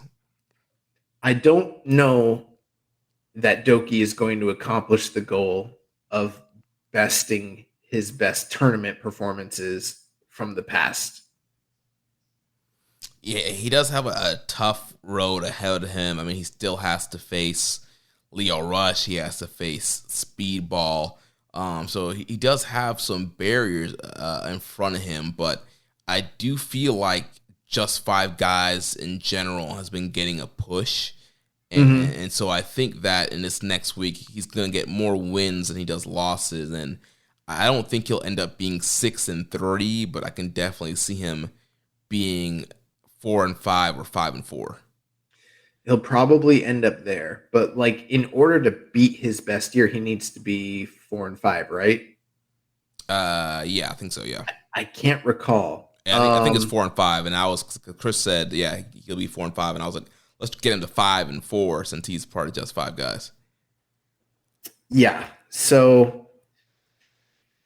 Yeah, it's Doki is, what can we say? It's us repeating things that we've said many times on this show with how much he's improved and how much he's grown as a competitor and grown in this style. Because even though he still has so much of that luchador flavor to him, I think one of the big barriers of entry when he first got into this tournament was like he was a late replacement and was sort of expected to be like a Lucha Rezu, practitioner when he was like pure Lucha Libre. And it's not easy to make that jump working New Japan's house style. But as the years have gone on, He's improved his physique. He's improved his work. And he's really become like this beloved underdog that, like, even today, there were like so many Doki screams from like young women. I mean, it sounded like Kenny Omega was out there. I know, like Doki. Yeah, instead of Kenny, it's Doki. Like, that's crazy, bro. Yeah. And he's one of the few guys that was, I mean, let's face it, I can't think of anyone else in this tournament that's getting those kinds of reactions. So I don't know what it is. Maybe it's the mystery of what's behind the mask, but the ladies love Doki. I think it's ever since he entered the Concorso, the bodybuilding competition, people saw how jacked that man was and was like, oh. But I think it's going to be a tough road for him to truly better his previous best tournament, and get more wins than he's received in the past. I don't know if that's going to happen. Obviously, him beating Kushida on the first night was a huge deal because that's the first time he's ever defeated a former tournament winner in this tournament. And that was a great sign. But, on the first night, all bets are off. They love to do big upsets and unexpected finishes, but down the stretch, I mean, he's already taken some major losses, and I'm pretty fearful that his tournament's already done. Yeah, I mean, I popped huge when he beat Kushida. Yeah, I thought that was going to be kind of a good start for him. But yeah, kind of tough run since there. And yeah, with who he has left, I don't think he's going to make it into A1 or A2. But he's still going to have a good tournament. And, he's had a lot of shorter matches in that, 8 to 12 minute range. But again, similar to Teton and TJP, I feel like he's definitely been maximizing his minutes. The Hiromu match, I would say, is probably my favorite out of these four. I think I went 4 stars flat on that. It was a semi-main event of night 2. We've seen what they can do with longer time in main event positions, but as a semi-main event that got almost 13 minutes, I thought they had a great back and forth matchup. And I've been loving that he's been doing this new thing now where he's like including like a big lariat as kind of one of his comebacks. Like, you don't really expect it from him, but he's been drilling people with this lariat as like one of his kind of hope comeback spots, and it's been great. I expect it because he's grimy like that. Next up, Kushida, who's also 1-3 with 2 points. He, like I said, he lost to Doki on night 1, 8:32. Lost to TJP on night 2, 9:27. He lost to Teton on night 3 in 6:01, and then on night 4 he defeated Speedball Mike Bailey at 9 minutes and 26 seconds. And yeah, I just looked it up. Doki's finished his last 2 tournaments with 6 points, so he's gotten 3 wins both times. So he basically needs 4 wins to get up to 8 points, and I don't know if that's going to happen this year. Speaking of Kushida is a guy who I think we're firmly in the middle of a comeback story. Oh yeah. I don't know if he's going to be a player in the top 2, but don't count him out yet. I know he's 1-3, but look at the guys that have beaten him. It's been Doki and TJP and Teton, and those are kind of like the losses that you sort of get out of the way so that he can turn around. And this is sort of what we talked about what we were fearing they were doing with Hiromu early on, was give him the losses early on so he can turn around and have this resurgent comeback. As counterintuitive as it might sound, having him lose the first 3 matches is probably a really strong indicator that Kushida very likely ends up in one of the top 2 spots. Yeah. And also, I think, as I mentioned earlier, he really poises a great shot at being someone that could believably beat Hiromu. And with Hiromu probably having realistically 1 more loss left in his tournament, I would predict preemptively, expect Kushida to be that guy. Expect him to be 1B most likely. Yeah, and that kind of plays into what we got here from the Dark Soldier, saying Kushida has lost his first 3 matches. How much you want to bet that he wins the next 6? It would be very Gato. And It is very Gato. Yeah, very Gato. It's a typical dual block booking. And like you mentioned, 3 guys that he lost to, like he probably, if he would have won his first 6, he would have lost to these 3 guys as his last 3.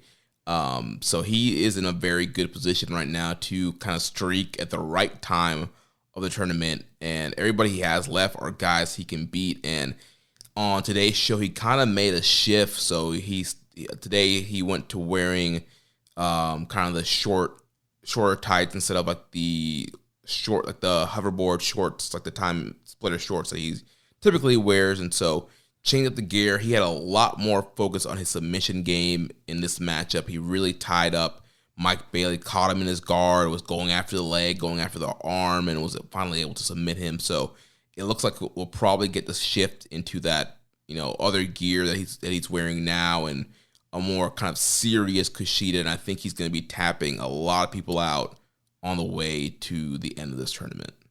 So I don't know if you're too familiar with Kazushi Sakuraba, Jeremy. I know we've seen a few of his matches here in New Japan, but in his heyday, he was easily the most prolific and most talented Japanese MMA practitioner that there's ever been.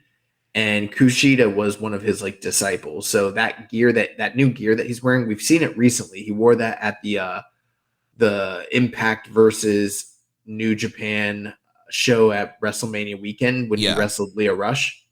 That's like a homage to Kazushi Sakuraba. And it was kind of funny because like Kevin didn't know that on commentary, but like Robbie did, and Robbie brought it up, and then like Kevin was just like, yeah. And then he just moved on. They didn't elaborate in any way whatsoever. So I don't know if I don't know the significance. Obviously, I know the significance of that it's something that he's sort of paying tribute, but I don't know if it's like what you're alluding to, that this is going to be a new gear and he's shifting into that and he's going to wear this all throughout. Or I don't know if this is like a big match thing where he only wears them in matches that he thinks are like worthy of it. You know what I mean? Mm-hmm. Or maybe it's just weird. Like maybe he just has limited gear. Like when Hiromu sometimes wears the shorts and you're like, why are you wearing shorts right now? And it's like, I can. I don't know. I don't know if it's like that. You know what I mean? Yeah.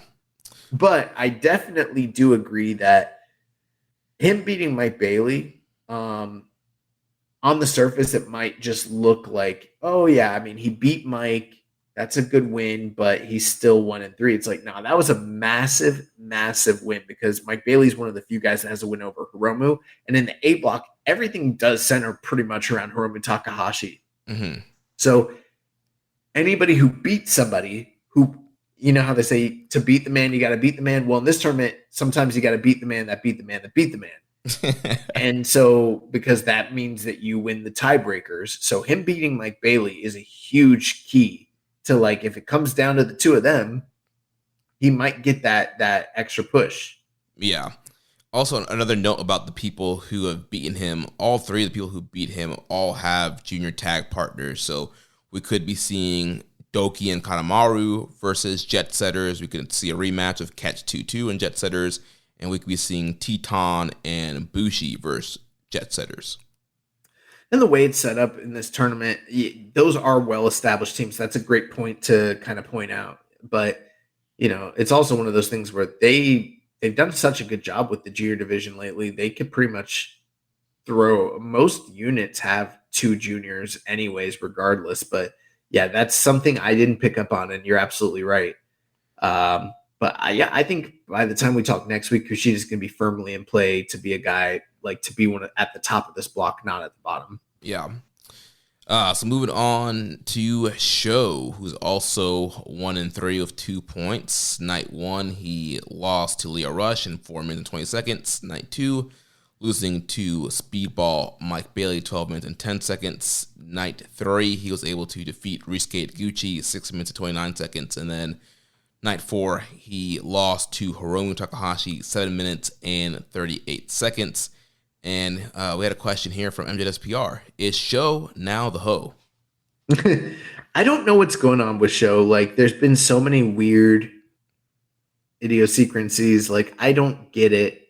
There was like one night where he came out to wrestle Taguchi and he was teasing that he was going to rejoin Hontai, and he had a Lion Mark logo shirt on. And yeah, he's like, I'm going to wrestle this match straight. He's like, you're going to wrestle straight? I'm going to wrestle straight. And so, yeah, he pulled the Lion Mark out, and he was doing a little bit of, old show cosplay, doing some of the submission grappling and the power lariats. Then I'll see. We got House of Torture shenanigans. Yeah, they brought in Evil. They did a ref bump. Evil pretended like he was going to be the special guest ref. Taguchi went along with it because he's a dope, and then they low blowed him. I don't know. And then he's had, the nights prior, Evil's been jumping, his opponents on their way out to the ring from the darkness. So it's been really weird. I almost wonder, like, is Show injured? Or does creative just not have anything good for him? Is he, just a victim of the House of Torture shit? I don't know what to think here. Yeah, I think he is a victim of being in House of Torture. That was a group that they were really experimenting with and pushing during the pandemic. But, now that, crowds are back, foreigners can come in, top talent can come in. House of Torture has kind of been moved down the card. They're more of kind of a mid-card act, never six-man act. They're not really taken seriously. And so I do think he's a victim of that, where in this tournament, there's a lot of great guys, especially in his block, that you want to push and get over. And at the time, it's just not Chill's time right now. Taking back-to-back losses on the first night to Lio Rush and Mike Bailey, two guys that turn around and also beat Hiromu, is really damning for his tournament. I'm not saying, and then he also lost to Hiromu. Those three losses are maybe the most crushing losses you could take in this tournament. Even if he turns around and beats the rest of his opponents, he might already mathematically be eliminated just based on, obviously not purely mathematically, but based on the fact that we know that those guys are going to continue to do well throughout the tournament. It would take a miracle for Show to even be in consideration down the stretch. This year, he sort of seemed to play more of the comedy relief that Taguchi is typically, traditionally slated to play.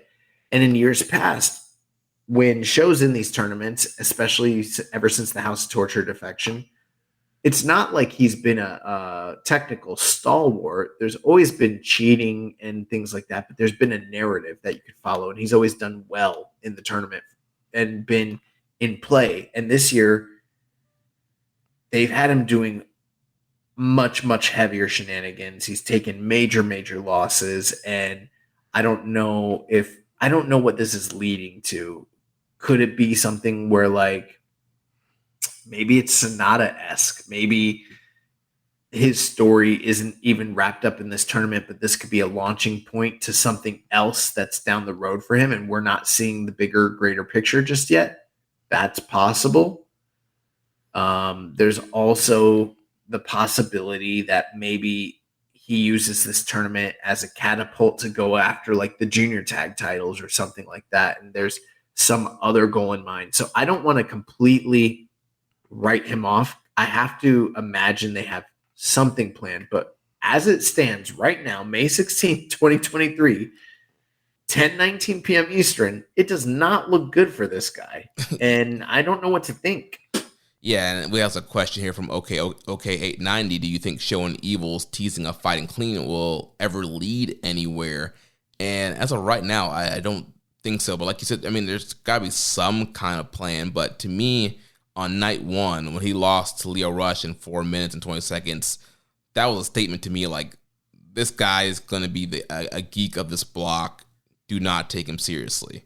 And we got that for the remainder of the tournament, trying to use a wrench on Mike Bailey and all that backfiring, trying to do the whole tie up Hiromu and write the note thing, that all backfired. And so, like you mentioned, he's kind of been the comedic relief. He's kind of, Wile E. Coyote. He's doing all these big, elaborate plans to catch the Roadrunner, and he always gets screwed over in the end, and he's eating these losses. He's going to beat most of these guys the rest of the tournament, Jeremy. Like, don't get it twisted. I think I see him firmly cheating to beat, like, TJP and Teton and Doki and all those guys. So yeah, I mean, but he's going to beat the guys that don't matter. And yeah, he's going to beat the guys that don't matter. And he still might even end up with a losing record. Like, he could end up being 4-5. Heck, he can even end up being 3-6. All right, I wouldn't go that far, but we'll have to. They haven't given me enough reason to totally believe that they're throwing him away in that way, because I feel like what they've already done is damaging enough to where it's like you can see the writing on the wall. Like, but maybe you're right. We'll have to wait and see. It's going to be very interesting. We have our last guy here, Rizuki Taguchi, 0-4, 0 points. The last time Taguchi lost 4 times straight in a best of the Super Juniors tournament was like his first tournament in like when he was a lion, or like when he was first returning from excursion, like years and years ago. Yeah. So yeah, on night 1, he lost to Ishimori, 3 minutes 54 seconds. Night 2, losing to Leo Rush, 5:19. Night 3, losing the show, 6:29. And then night 4, losing to Teton in 9:21. And Taguchi, his whole thing for the press conference, he wanted to wrestle the tournament straight, wrestle serious, no shenanigans, no pulling the pants down, no butt stuff. And he's been living up to that, wrestling straight, trying to be big match Taguchi. And we have several questions about this. MJSPR says Taguchi wrestling with effort and not being Junior Yano has been a nice change. How do you feel about Serious Taguchi's run thus far and anything behind it? Pun intended.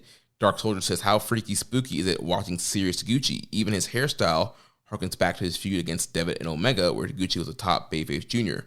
If Taguchi can be serious, is there hope for Work Rate Show to come back? And OK890 says, Taguchi actually making good on his promise to fight seriously. Do you think this could be his last BOSJ? Before I answer that question, Jeremy, I know I shouldn't do this, but I popped in real quick to take a look at my Instagram, and the first thing that popped up was the New Japan Shop Global advertisement for the 50th anniversary heavyweight championship replica of the 4th version of the IWGP title. Only $2,800 US, and they're taking pre-orders May 10th to May 25th. And bro, I gotta tell you, like, I've never owned a replica belt, but like, this shit looks amazing. That is pretty sick. But let me ask you, what do you do with this belt once you own it? Yeah, you bring it to shows, show it off. I feel like if you bring it to a show, you got to fight somebody. Yeah, you got to defend it in the parking lot. I don't think I can handle spending $2,800 and then getting my ass beat, and then them taking it away from me. Oh, anyways, as far as Taguchi is concerned, we've heard this same shtick and spiel, not just from him, but other comedy wrestlers in the past, and I've never put any stock or credence in the idea that they were going to change their ways. And by and large, we've gotten big match Taguchi every single night of the entire tour. I was way off base last week where I said that we didn't need to see Taguchi anymore, that we didn't need to, there was no place for him in this tournament, and that we weren't even going to get big match Taguchi a single time. Egg on my face. This guy has gone out there. He's got new gear. I mean, it's modeled after the gear he's always had, but it doesn't have holes in it. There's not decals being peeled off and fading. It's new gear. Mm-hmm. This man's been hitting the gym. I could see his abs a little bit. He's not fat. This is a good looking man. He got his hair done. He got a tan. He's got new gear, new merch. This man is looking like money. Unfortunately, he just hasn't been able to pick up a single win. And I don't know if the narrative there is there was something to his offbeat comedy style because he could win matches that way, and trying to wrestle straight has been to his detriment, or if it's just he's going into that phase. He's like Liger, a master of yesteryear, an elder statesman. He puts over the young talent and he goes out there and goes out on his shield every night. But either way, I am so invested in Taguchi matches. I'm digging them every single night. I love even the show match. Like, I'm loving what he's bringing to the table. And give me more of this Taguchi. Yeah, and even 2 weeks ago when I was doing the solo show, I was kind of similar sentiments of like, yeah, I don't want to see Taguchi. It's kind of a waste of a spot, but yeah, he's been doing really good in this tournament, having some good matches here, and no wrestling seriously, no bumayes, no pulling the pants down, none of that stuff. And well, he has been doing bumayes, but he's not doing them the way with all the comedy and everything. Yeah, I think today's show was the first match he did a bumaye. Everything else he's been just trying to throw drop kicks and go for the dodon. Well, even like in the Teton match, there's a little comedy. They were doing the pass-through spot where he just kept hitting the ropes. But I can deal with a little bit of comedy if you're going to give us the goods. And that's what they're doing. They're giving us the goods. And they're not, it's not ass stuff. Okay. I think that's my problem. As long as it's not ass stuff, I'm good. Yeah, just keep your pants up and we'll be good. Yeah. All right, let's move on to the big question though is he gonna win one? I think he'll get at least one, if not at least three. I can see him ending up being at least 3 and 6.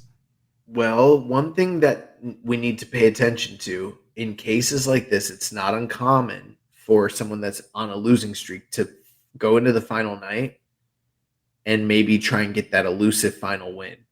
On the final night, he's got Kushida. So yeah, he could be the spoiler there to keep Kushida out of going into the semifinals. It's a possibility. Yeah. So let's take a look at the B block now. So we'll start off on top here. We have 3 guys that are 3 wins and 1 loss with 6 points. So first, the Noah Fireball of the United Empire, Francesco Akira, 3 wins, 1 loss, 6 points. Night 1, losing to Master Wato in 7 minutes and 20 seconds. Night 2, he defeated Kevin Knight, 8:40. Night 3, he defeated Robbie Eagles in 12:02.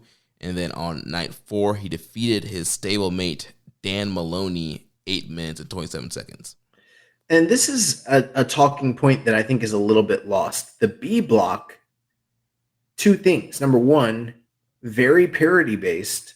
This is something that Samsa said would happen during the preview, and he's absolutely been correct here. The other thing is there's been very few B block really big main event matches on this tour. They've kind of been more undercard co-main event sort of slots. Mm-hmm. And even though the work has been good and the wrestling's great, not too many blowaway matches coming out of the B block just yet. The one that does stand out to me, though, is the Francesco Akira Robbie Eagles match, which to me has been the standout match of that block so far.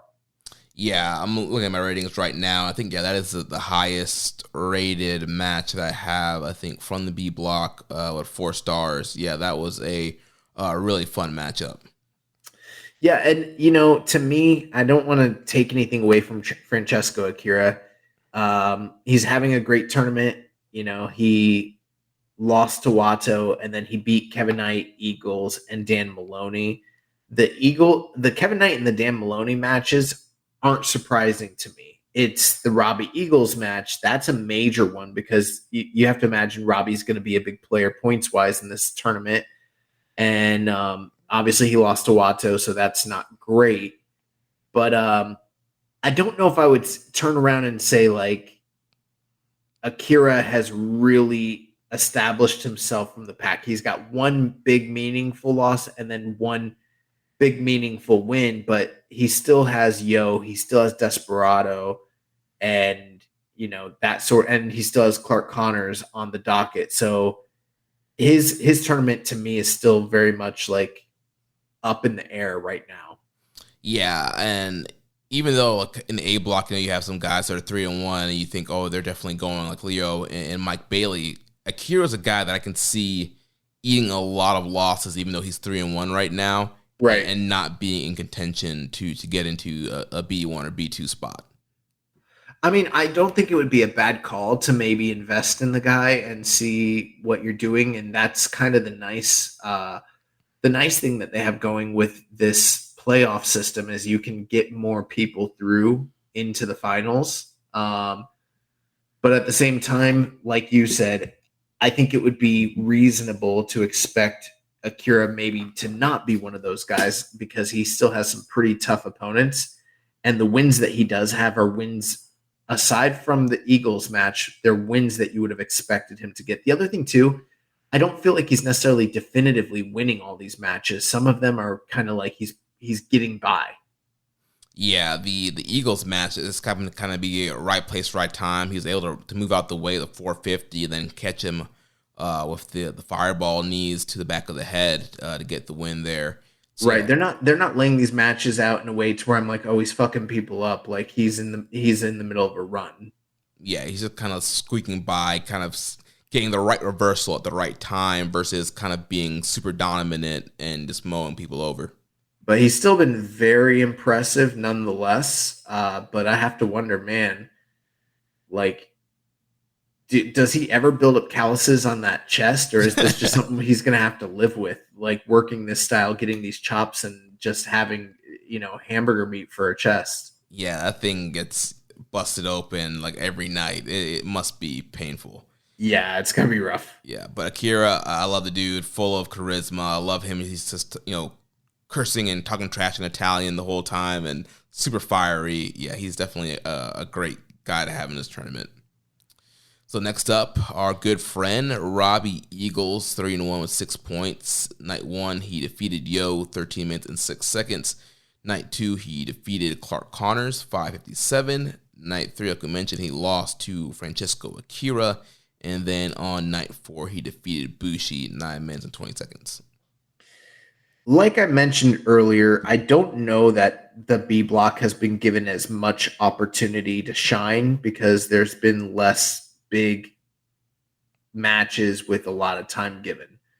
That being said, I kind of think Robbie Eagles is the top performer of B block right now. And it's not surprising given how talented he is. But it has been a little bit of a mixed bag. He beat Yo. That's a big win. Beat Clark Connors, another big win. Francesco Akira, I don't know that I'd say that's a big loss because I think, like we just discussed, Francesco Akira is a guy I could see maybe going down a little bit. And then the Bushi is sort of a gimme match.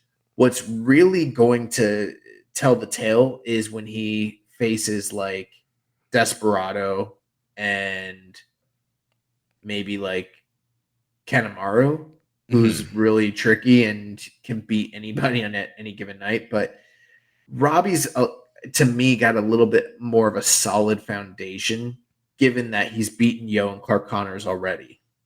Yeah, I think those are definitely important wins. Clark is definitely a guy that's getting pushed right now with the whole Bullet Club turn and being 100 proof now. And then Yo's a guy that we've seen go to the finals before. He seems to get pushes a lot during this tournament. So yeah, kind of beating two guys that are kind of in the middle of a push is definitely a good sign for Robbie. And yeah, like you mentioned, he's been the top performer of the B block. I had the Yo match at 4 stars and then the Akira match at 4 stars. So yeah, he's been the standout guy thus far. And again, he's only had very little time. I mean, again, in that kind of 9 to 13 minute range, most of his matches. So I'm not sure if he's going to get any side mains or main events, but if he does with more time, he'll definitely, he's going to have that ELP moment again if he can get some more time. I don't think Robbie Eagles is going to win this tournament, mainly for the reason that he recently was the most recent challenge to Hiromu for the IWGP title. And that's probably not going to work because if he wins the tournament, he's going to get an immediate title shot. And he just lost the title shot. So putting that aside, though, I definitely think that he's in play to be one of the top 2 finalists for B block. And I know that it's kind of, I don't know if it's cheap, but I always kind of anticipate in tournaments like this, they might go like one Gaijin, one domestic star. Mm-hmm. And I think looking at the board, if I have Desperado being like the domestic guy that's most likely going through, I sort of think Eagles will be the guy that goes through from this block. So that's sort of what I'm anticipating moving forward. Yeah, that seems to make a ton of sense. And, we talked about it last week during the preview. Like, the B block does have a lot of youth and a lot of inexperience, but Robbie and Desperado, those are like the 2 established guys, 2 former junior heavyweight champions. So I think, they're going to have the kind of the experience edge on a lot of the other guys, and it makes sense to send those guys into the B1, B2 slots. Like, you still have Clark Connors and Watto and Yo, and I think that they're very much in play, but they're 2-2. They're playing catch up, and he's a little ahead of them. So they're going to need to win some pretty big matches. He's going to have to lose some pretty big matches for everything to shake out in their favor. Yeah. So next up, El Desperado, 3-1, 6 points. On night 1, he lost to his former partner, Yoshinobu Kanemaru, 14 minutes and 1 second. Then he went on a streak. Night 2, he defeated Bushi, 8:54. Then night 3, defeats Master Watto, 14:10. And then on night 4, he defeated the Jet Kevin Knight, 8:42. It's been a mixed bag with Desperado. I really loved the first match on the first night with Kanemaru, and seeing Kanemaru, beat him with the figure 4 leg lock. And it kind of goes to the story that they have, that like that senpai Kosai, relationship, and him always kind of getting bested by Kanemaru. So I liked that continuity that was there. And to me, that's probably been the standout match that he's had in this tournament so far. Desperado's been a lot less relied upon this year than he has the past 3 tournaments. Like, he's not having as many main events. He's not being called upon to have too many extra long matches. I mean, the match with Watto and Desperado were both sub 15 minutes. They were in the 14-minute range, which is pretty long for this iteration of the tournament. But, he's not having to do all the heavy lifting in this tournament like he did like last year. He was in so many main events. So, from that standpoint, maybe this is a little bit of a easier workload for him than it has been in years past. Definitely a lot less ring time. And then you take a look at the wins, and like Bushi and Kevin Knight are both expected. So you kind of get those out of the way. The Desperado win, that's a big upset. The only definitive win that he has so far is the Watto win, which, is also expected. But Watto's a guy that a lot of people had high hopes for coming into this tournament. And I'm not counting him out just yet, but that is a big loss for Watto to Desperado. And it still remains to be seen what's going to happen when Despi, pairs up with like Robbie Eagles and Yo and like Clark Connors. Yeah, he definitely still has a tough path this coming up week with some of the top guys during the block. But, it's Desperado. He is a cult favorite. I think he's going to, I think we'll see probably the beginning of the week kind of going on a little bit of a slump, and then kind of finishing up 6-3 and getting into one of the B1 or B2 slots. Yeah, I wouldn't be surprised to see him take another loss before next week, and some people calling his tournament into question and doubt. Yeah. Then next up, Yo. He's 2-2 at 4 points. So night 1, he lost to Robbie Eagles, 13:06. Night 2, he defeated Master Watto, 18-12 in the main event. Night 3, he lost to Dan Maloney, 9:01. And then night 4, he defeated Clark Connors in 6:44. I have not personally been that impressed with Yo's output in this tournament. And it really causes me to question, I've always had the famous saying, Yo is a hoe, and then recently this year, I was like, I got to backtrack on that, got to roll back on that. This guy's just had too many great performances lately. And then here we are, best of the Super Juniors. And I don't know what the fuck is going on with this man's gear. Dude, it's like a mix of trying to be Darby Allin and John Cena. Yeah, it's not good. And then the matches themselves, he's back to being wacky roll-up guy. Like, I don't get it. Also, Clark Connors has this new finisher. It's called No Chaser, right? Yeah, No Chaser, yeah. Isn't that just the fucking direct drive? Just with like an arm wrapped underneath. Didn't he just jack this dude's shit? Yo's is more of like a double underhook, and his is a straight up front headlock. A lot of guys having similar finishes these days. It's 2023. All the moves have been created, Yeah. But yeah, I have not really been impressed with Yo either.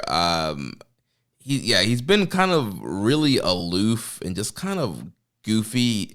In one match, he was kind of cosplaying Kojima and doing the Kojima chop, and he tried to do the Ichazo Bakayaro spot.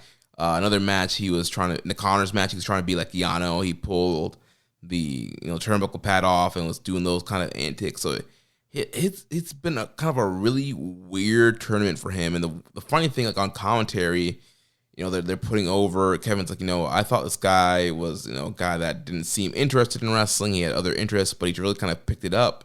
But I feel like in this tournament, it's kind of been back to what we were complaining about, where it doesn't seem like he has the effort, or he's not connected or not interested.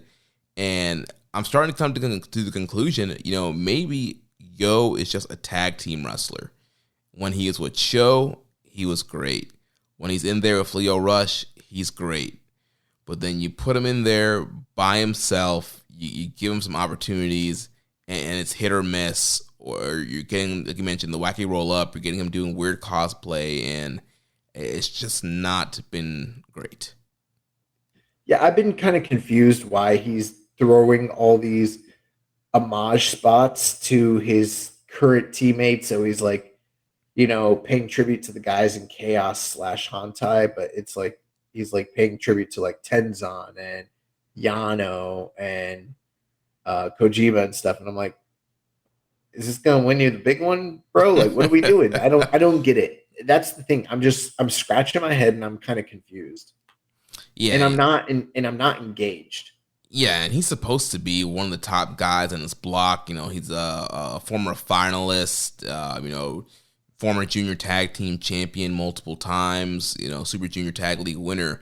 Like, he's a guy with a ton of experience, a guy that gets pushed, that you would think would be like putting forth a little bit more effort, and there'd be a little bit more like planning and detail into his matches. But, his longest match was the Master Wato main event on night 2, and that wasn't great.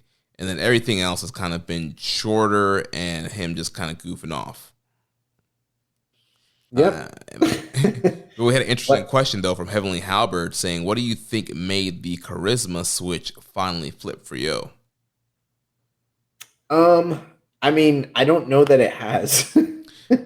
Maybe I feel differently than other people do, but I think that, I could say the old adage that pairing up with Leo Rush reinvigorated him and blah, blah, blah. And that's sort of the talking point Kevin Kelly has, but I'm lost when it comes to Yo during this tournament. And I'm going to call it as I see it. Like, this man is not a star right now.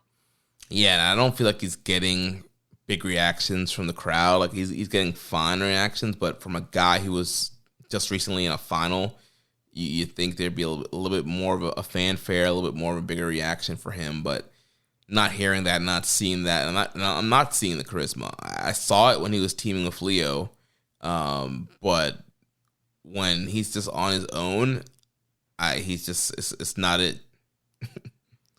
I agree.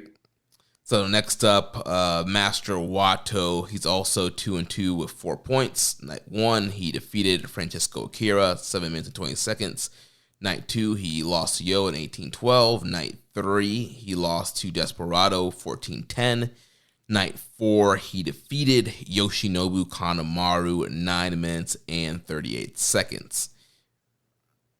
Now, I will say this. I know we complained a little bit about Yo, but he's sitting at 2-2, and he still has some pretty big matches in front of him. And they've shown in the past that they're willing to do comeback stories as it pertains to him. I feel like there's a segment of the fan base that are watching Watto. They had very strong aspirations for what they thought he was going to do in this tournament, and they're like, dang, he's taking like 2 big losses. What's going on? And I'm also here to say Watto's in the same boat as Yo. His tournament's not over. He does have a lot of work to do, but if they want to pull the trigger on the guy, they absolutely can. The one big thing working against him is he's already lost to Yo and he's lost to Desperado, and those are big losses. But I do think the Francesco Akira and Yoshinobu Kanemaru matches, that those are both wins in his favor. They kind of came off as unexpected wins a little bit, and that's not really great. You don't want your guy that people are pushing for to be a finalist to be getting unexpected wins against, middle tier competition in the tournament, but it is what it is. I think those were strong wins for him, and I still think there's a path for Watto. Yeah, I mean, he got a main event here on night 2, and he does seem to be positioned higher up on the card, slower up on the card, more towards the main event than he has previously. And, he was in the 4-way at Wrestle Kingdom, and part of that, title match and build. And so I do think they're trying to, recoup some of that momentum that he had towards the beginning of the year here in this tournament with his placement on the cards. And I do think he's a guy, especially like I mentioned, with this block being so young and, guys with very similar experience levels. I feel like he's a guy that he has a lot of winnable matches coming up that he could finish towards the top of this block. Nice. And we had a question here from Ginger Ninja 666. While they haven't been blowaway classics, I have been enjoying Watto's matches so far quite a bit. Do you like how they've been booking Watto-san's Everest German as this move that every opponent is desperate to avoid? I think it's been a great addition to his matches. Oh yeah, I think that's been one of the best things that they've kind of incorporated into his story this year, is giving him a big, powerful, what kind of finisher would you call it? Like an impact finisher? Yeah, impact finisher, yeah. And it's something he's kind of needed. And, as time's gone on, they've kind of given him a few more tools here and there. And he's feeling more and more like a complete wrestler. I like Watto's work so far. I think that there is a charisma issue at hand right now, and I'm not seeing the same guy that I saw at this year's Wrestle Kingdom in the Tokyo Dome. But it's not for lack of trying. They're doing everything they can, and I like the Everest German. Yeah, I think he's doing good for the most part. And again, he's another guy that's not getting a ton of time. He did get that long main event with Yo, but I felt like Yo kind of, carried him down in that match and didn't do any favors for Watto there. And then everything else has kind of been kind of short. So yeah, but I think the effort's there. I think he's looking good. It's definitely not, 2020 Watto that first came in and you're like, what is going on here? But he's not quite at Wrestle Kingdom this past year, Watto, either, but he's still looking good. So next up, Yoshinobu Kanemaru from Just 5 Guys. He's also 2-2, 4 points, night 1, defeating his former partner, El Desperado, 14-01. Then on night 2, he defeated Dan Maloney, 5-42. Night 3, he lost to Kevin Knight, 7-19. And then on night 4, like we mentioned, he lost to Master Watto, 9-38. And you know what? I misspoke earlier. I said the most recent title challenger for Hiromu's title was Robbie Eagles. That's not correct. It was Kanemaru on the last tour. Easily right now, Kanemaru is the most interesting individual in B Block, and his story arc is the one that I'm most invested into. That's not to say that I think that he has a real serious shot at being a finalist. However, you never know. But he has taken some big losses already. But he's got that big win over Desperado. That's a big one. So you just never know. But I love what he's doing, focusing on the limb work. He's sort of like the anti Ishimori, you know?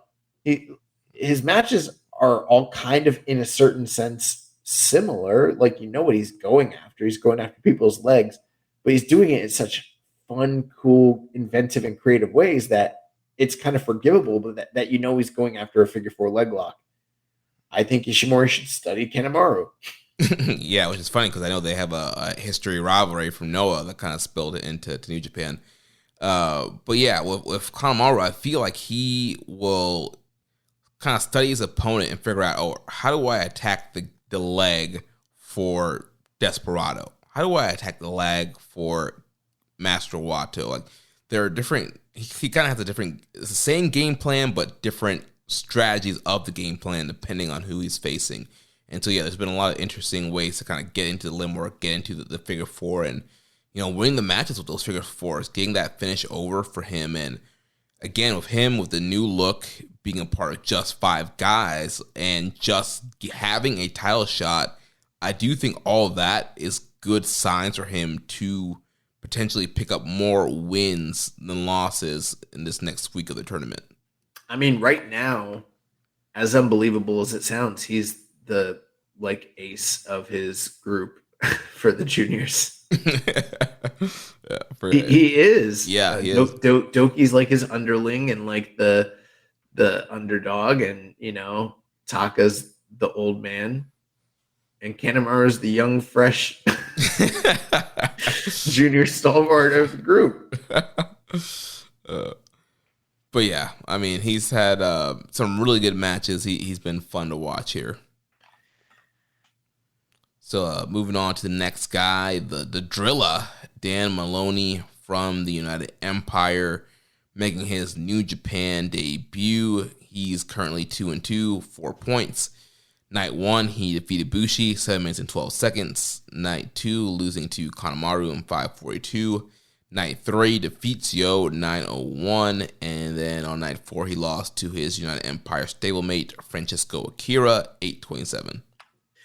Dan Maloney is really, to a certain extent, probably the most unknown commodity in this tournament. He's a guy that they've really put over on commentary as being a former heavyweight, someone that has slimmed down and retained a lot of his muscle mass and cut weight to make the junior limit. That's all an interesting story. So far, they haven't given him a lot of opportunity. He's had 4 matches, but probably has one of the lowest ring times of anybody in the tournament. Every match he's had has been sub 10 minutes. And, you know, he's probably looking, I'm just going to ballpark it, he's probably looking at a 7-minute average match time right now. Mm-hmm. And they haven't put him in there with any of the big stars. So it's almost sort of like testing the water at this point to kind of see where he's at. And unlike some of the other outsiders from the A block, I don't feel right now like Dan Maloney has gotten over to the extent of some of those other guys. Now, they probably have a lot working in their favor. They work flashier styles. They've been in the game a longer time, and they've been on bigger stages than Dan Maloney, you know, who's pretty much basically like a Rev Pro standout guy from Brit Res.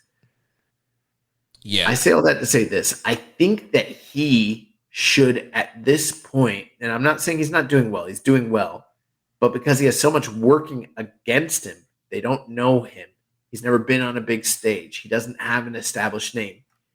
He should be treating this like the tournament of his life and maximizing his minutes. Like you said earlier about Teton, he's someone that should be making the crowd basically be unable to forget who he is. He should be so memorable. And right now he's just kind of a forgettable force. He's a big power guy that's doing couple cool things here and there, but nothing that really gets him over. And he's not having what I would call like classic matches. Someone that I would point to in the past, and I know it's a totally different style, but it's not unlike the situation he's in. Think about like Jonathan Gresham when he was in these tournaments in the past. He always got over. He was always put in that middle spot. He always did excellent and found a way to really get over. Kind of a similar position to Dan Maloney. I think Maloney needs to be wrestling with a lot more urgency and treating these matches. And, granted, I understand that maybe the guys on the other block probably don't have to do as much as him to get over, but that's just the way it is. It's a tough sport. They don't know you. You need to go out there and bust your ass and really prove a point and make everybody remember your name. Yeah, and I think he's still acclimating to the New Japan style and, working in a New Japan ring. There was one match where he kind of had a slip up going on the outside with the ropes, not used to the ring size and kind of the New Japan ropes. And yeah, I think this is a big learning experience for him. But yeah, like the other outsiders, he's not making the same impact that they are. And I think it does help him that he's a part of the United Empire. So he's kind of relying on, the crowns up taunt, and the fans, the fans love United Empire. So they've kind of been into him because of that, and fans will throw up the crowns for him.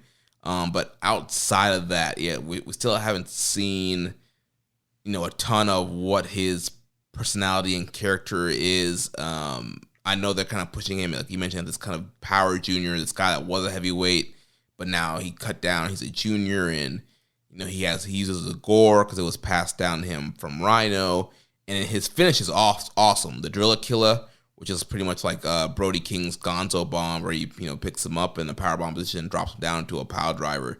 His finish is awesome. The finish is fucking awesome. Yeah, I popped huge for the first time I saw it when he did it on Bushi. I kind of feel like he's doing the hand signals too much, though. Yeah, he's going to the crowns up a lot. Like pretty much after every move, it's like clothesline, crowns up. Did you ever see that movie Knocked Up with Seth Rogen? Yeah. When they're out drinking and he's dancing with Katherine Heigl and his friends are like, he's doing the dice motion too much. And they're like, it's the only move he's not. He doesn't have many other moves. It's like he's doing the crowns up too much. That's all he's got, bro. But yeah, like you mentioned, there's been a lack of urgency. Like he does a lot of really cool moves. He has a lot of cool power moves, but the in between, like getting to the power moves, it hasn't been quite fluid. And there are some other power juniors in this tournament who I think are excelling, and he's not quite there yet. You got to figure something out, even if it's not in the matches. Look at the playbook from like Alex Zane last year. He ate a bunch of Japanese food and tweeted about it. People loved him for it, Yeah.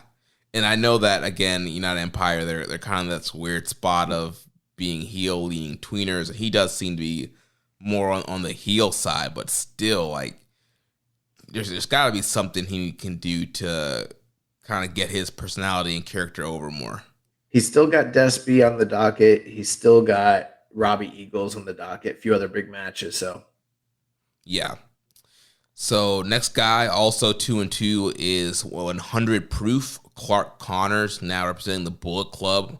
So on night one, he defeated his former LA Dojo classmate in Kevin Knight, 9 minutes and 20 seconds. Night 2, he lost to Robbie Eagles in 5:57. Night 3, he defeated Bushi 6:04. And then on night 4, he lost to Yo in 6:44. His matches seem to be a tale of, can he hit it's called the no chaser, right? Yeah, no chaser. Is he going to hit the no chaser or not?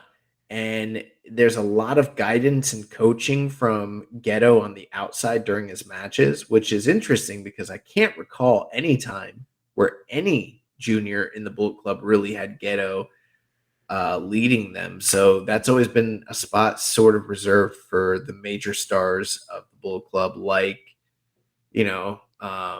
Jay White, and most recently like David Finlay and prior to the Bullet Club, Okada. So kind of interesting there. Maybe that's their attempt to kind of give him a little bit extra something to help get him over as a heel. His work's been fine. It's very much in line with that more recent, rugged, kind of smash mouth in your face style that they're starting to implement with the Bullet Club. But the story typically comes down to Gato telling him to hit the no chaser, and he either does it or he doesn't do it, and that becomes the downfall of his matches. So, in the matches he won, he hit it. In the matches he lost, he didn't hit it. And that's pretty much what I've been noticing. They've been keeping his matches relatively short. The only long one he had was the first night with Kevin Knight. They went 9 minutes. Everything else been like around the 6-minute mark. And, he's doing well, but that's pretty much it. Yeah, and all his losses have kind of been wacky roll-ups. Have been trying to protect him. Robbie Eagles said that one like schoolboy float over bridge thing to him on night 2, and then on today's show, night 4, Yo did one of his wacky roll-ups to pin him as well. But then post-match, he attacked Yo, got a chair, took a chair to Yo's head, and Gato's like, he's the real winner. Yeah. So they try to get his heat back after losing, and anytime he loses, it's been kind of this wacky roll-up, and he's blaming the fans like it's like your fault. It was your fault. It was your fault. And so they're trying to, they're people. Yeah, you people. Yeah, they're pushing him and trying to protect him at the same time with these losses. So I think as far as the push wise, he's in a good spot because, like you mentioned, he's got Gato out there. They're trying to establish this no chaser finisher. They're trying to establish the whole new 100 proof and get him over that way. But as far as the bell to bell, it's just kind of been there. His matches are more about getting him over as a heel than they have been about him having good matches. Yeah, it's very much like a storytelling kind of establishing tournament for him. And he lost to Robbie, lost to Yo. Those are big losses in this block because those are two of the more favored guys. They're sitting up there, so he's going to have some big wins here. If hypothetically Clark Connors were to beat Desperado, that would do him a lot of big favors in this tournament and really get him back in things, in the swing of things. So we did have a question here from Les Commission. Yeah, he says Clark Connors is not there at the fans yet, as he doesn't seem intimidating when he berates the fans, but his work in the ring as in being an aggressive has been quite stellar. What improvements do you guys think he needs to gain more heat from the fans? They're trying. I mean, he's berating and cussing out children. So, he's getting as close as you possibly can to, people and really punking them out. I don't know if the people even know what he's saying. You know what I mean? He's speaking in English. Yeah. I think he's doing all right.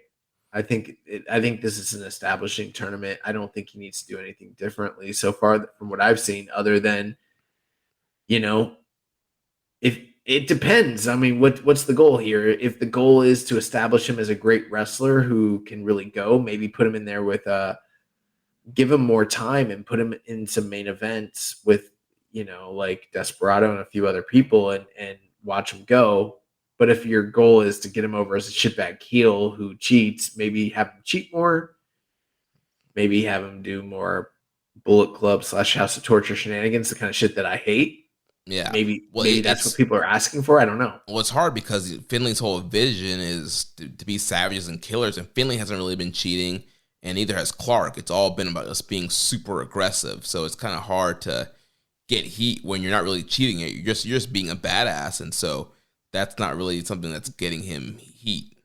Well, I mean, the other answer is he could destroy people, but I mean, it's hard because it's a round robin tournament and you can't have him just outright completely destroy somebody and write them off the tournament. You know what I mean? Right. Plus, Yo did basically just shy of a stretcher job today for him post match and took a I don't think he actually hit him in the head with that chair, but it looked pretty convincing. It was pretty awesome. But stuff like that. But you know, he probably needs to beat somebody to a pulp like he's Junior Brock Lesnar is probably what people are wanting him to do. But the tough thing with that is like there's egos involved. There's who wants to get beat like that in Best of the Super Juniors, Right, yeah.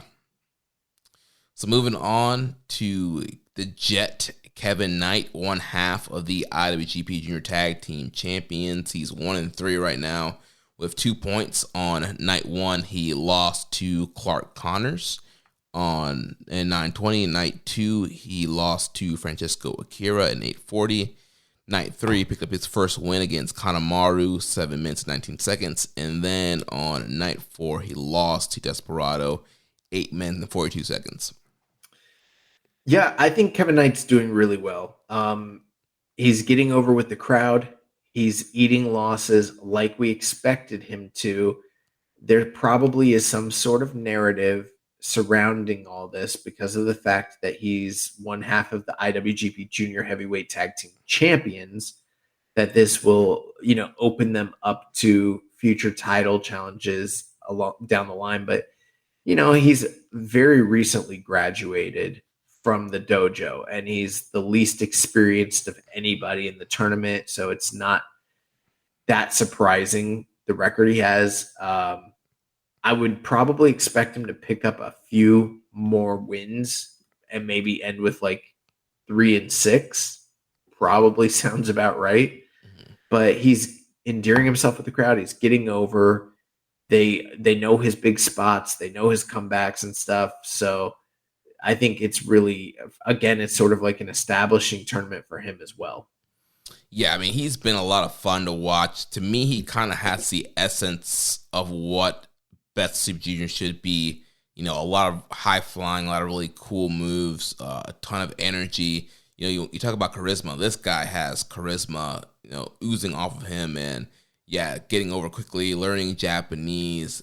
He's getting really established with the fans, and I mean, the only knock against him is he's still inexperienced, and you can kind of see that when he's in there with some more experienced guys. Like sometimes he's one step behind some of the guys, and he's almost like a puppy with super big paws, and he's still trying to like learn how to control his body in some spots and just kind of be at the right place at the right time. But overall, he's super fun to watch. The no hands Super Hurricane Rana is great. His drop kick is incredible. You said the only knock against him. That's not true. This man walked out the first night with the title upside down. I'm pretty sure there had to be a rib on him, right? I don't know. I don't know. It was pretty funny though. Yeah, I thought it was a joke on his part. I thought maybe it was something goofy that his team was doing that I just like the Jet Setters that I wasn't privy to, and I was like, oh no, I think he did that accidentally on purpose. Like I don't know. Yeah, I know. I feel like it was a rib. Like somebody's like, oh, let me put the belt on you, and then they strapped him up, and he didn't look down at it, and then he just walked out there. Oh my god. Yeah. But yeah. Ton of energy, ton of fun. Some of the losses he had, the title matches, lost to Akira. They've kind of had a rivalry with Catch 2-2 and Jet Setters, so we can get a rematch there. Connors can maybe team with Ishimori for a Bullet Club challenge against Jet Setters. And then he lost to Despy, so I don't know. Despy's kind of been floating open weight. There's not really another junior in strong style, but he could find somebody and they could challenge Jet Setters. So moving on to the last guy, the very bottom of the B block, 0 wins, 4 losses, Bushi. 0 points. Night 1, losing to Dan Maloney, 7-12. Night 2, losing to Desperado, 8-54. Night 3, losing to Clark Connors, 6-04. And then night 4, losing to Robbie Eagles, 9 minutes, 20 seconds. Yeah.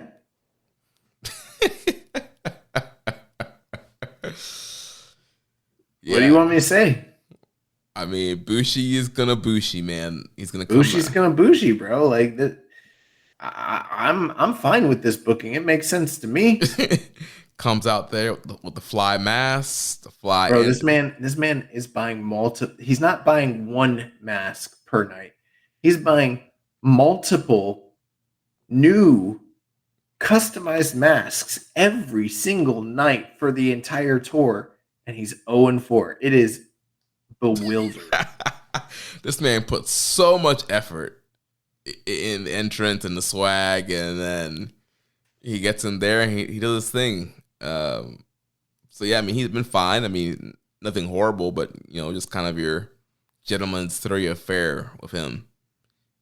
Yeah, I'm not in any way like interested in watching Bushi wrestle very much.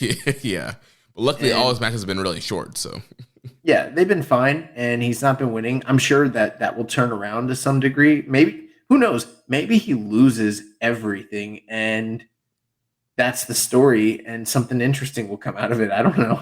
Yeah, but I'm fine with it. Keep him short. Keep him losing. Let's go. Yeah, and with 4 losses at this point, I mean, he's pretty much mathematically eliminated. I don't really see him getting. I mean, if he would have to win his next 5 and then hope everybody else gets to 5-4 and hope for tiebreaker scenarios, but it's not working out in his favor right now.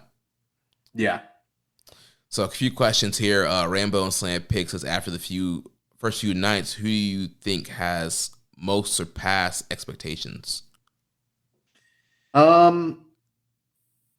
Honestly, I don't know if anybody has surpassed my expectations really in any way. Yeah, I mean, for me, because I mean, like, we talk about Speedball Mike Bailey. I mean, he's meeting my expectations. He's doing exactly what I thought he was going to do. He's meeting my expectations. I'll be honest with you. I don't think that there's a single person that has done better than I thought they were going to do. Right. And not to say that people are doing bad, but just that you have certain expectations of people, and I think all of them are meeting what we expect. Mm-hmm. Next 2 questions, very similar here. Paul, Saints fan, says, who's your MVP of each block so far? For me, it's Eagles in B block and Mike Bailey in A block. And then Les Commission 7252 says, who is the MVP so far? To me, I would have to say Mike Bailey and Francisco Akira. Both guys shine so far in the tournament, as Akira is still fresh. In New Japan, developed his character as an egotistical little brat, but backs it up in the ring, while Bailey has been the key focus with a big win over Hiromu, guaranteeing him a future title shot if he doesn't win the tournament. And in my opinion, the best match of the tournament so far against TJP. Yeah, those are great insights. Just thinking about it a little bit deeper, actually, I think Hiromu is probably the A block MVP. And I know people are kind of in some ways bored of that, and they don't want that to be the case. But I mean, only 4 nights in, but as it stands, just looking at and granted, he's been given more opportunity, but I think Hiromu is the A block MVP, and I think Eagles is the B block MVP right now. And there's still a lot of time for that to all change. Yeah, I think, if you look at the match quality for both those guys, they're definitely, I think, the leaders in their blocks, and they're getting the more opportunity, especially Hiromu. Also, he's a champion, so of course he's going to get the opportunity and be in more main events and have longer matches. Well, between now and next week, we've got several nights of Super Juniors action. May 17th, we have night 5. May 18th, we have night 6. And then May 19th, we have night 7.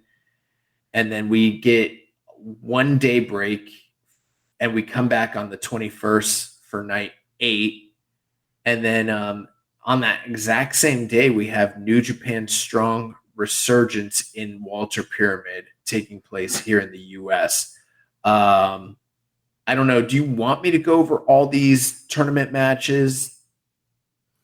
We can just run through the lineups real quick so people know what's coming up, and then we don't have to spend a ton of time doing predictions. Very briefly, on night 7 or night 5, we've got Taguchi versus Hiromu, Bushi versus Kevin Knight, TJP versus Sho, Akira versus Clark Connors, Doki versus Leo Rush, Kanemaru versus Eagles, Teton versus Mike Bailey, Dan Maloney versus Wato, Ishimori versus Kushida, and it appears the main event is Desperado versus Yo. Night 6, we have Doki and Mike Bailey, Kanemaru versus Bushi, Taguchi versus TJP, Dan Maloney versus Kevin Knight, Ishimori versus Sho, Desperado versus Clark Connors, Teton versus Leo Rush, Yo versus Francesco Akira, Kushida versus Hiromu, and then in the main event, Robbie Eagles versus Master Wato. Night 7, we have Wato versus Clark Connors, Taguchi versus Doki, Eagles versus Kevin Knight, Teton versus Sho, Kanemaru versus Akira, Kushida versus Leo Rush, Bushi versus Yo, Ishimori versus Mike Bailey, Desperado versus Dan Maloney, and then TJP versus Hiromu in the main event. Keep in mind that's 3 nights back to back to back. Then on the 21st, we have night 8 with Kanemaru versus Clark Connors, Doki versus Teton, Bushi versus Wato, Taguchi versus Mike Bailey, Eagles versus Maloney, Kushida versus Sho, TJP versus Leo Rush, Yo versus Kevin Knight, Ishimori versus Hiromu, and then in your main event, Desperado versus Francesco Akira. I am seeing Francesco Akira's name pop up in a lot of these main events, keep in mind. So, and then here in the U.S., later that evening, we have New Japan Strong Resurgence from the Walter Pyramid with 10 matches of action. We have a kickoff match between Bateman and the DKC, a second kickoff match between Christopher Daniels and Alex Coughlin. And then on the main show, we have the New Japan Strong Women's title semifinal round tournament matches. We've got Mercedes Moné versus Stephanie Vaquar, as well as Willow Nightingale versus Momo Kogo. Fifth match of the night, El Barbaro Cavernario and Virus versus TMDK's Bad Dude Tito and Zack Sabre Jr. A street fight between Fred Rosser and Juice Robinson. The Strong Openweight titles on the line as Hikuleo defends against former champion Kenta. The Chaos team of Okada, Rocky Romero, and Ishii take on the Blackpool Combat Club team of John Moxley, Wheeler Yuta, and Shota Umino. Semi-main event, we have the IWGP United States Heavyweight Title #1 Contender Tournament match between Hiroshi Tanahashi and Will Ospreay. And then the main event will be, for the first time in U.S. history, the main event is women. And it will be the winners of the first 2 rounds to crown the first ever NJPW Strong Women's Champion. And most likely, I'm assuming that's going to be Mercedes Moné versus Willow Nightingale, but it could be Momo Kogo. Yeah, I would assume just with Willow being AEW that, yeah, she's going to get the win.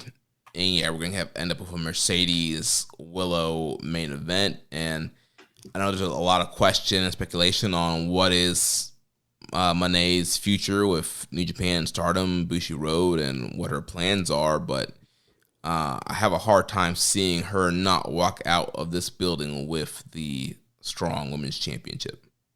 You know, the idea of having these types of big pay-per-views in between tours, it sounds appealing, but when it's smack dab in the middle of a jam-packed tour like this, I don't know if I'm that gung-ho about it. But I guess make your money where you can make it, because there's definitely a segment of the fan base that's much more hyped about Resurgence than they are about Best of the Super Juniors as it's ongoing. So it is what it is. Mm-hmm. You know, looking at the other day, I had a friend of mine reach out to me. He's like, take a look at the card. What should I watch? And I started looking at it, and I was like, this might be a fun show, but on paper, it's not a sexy show. Yeah, I mean, there's nothing on this card that really screams.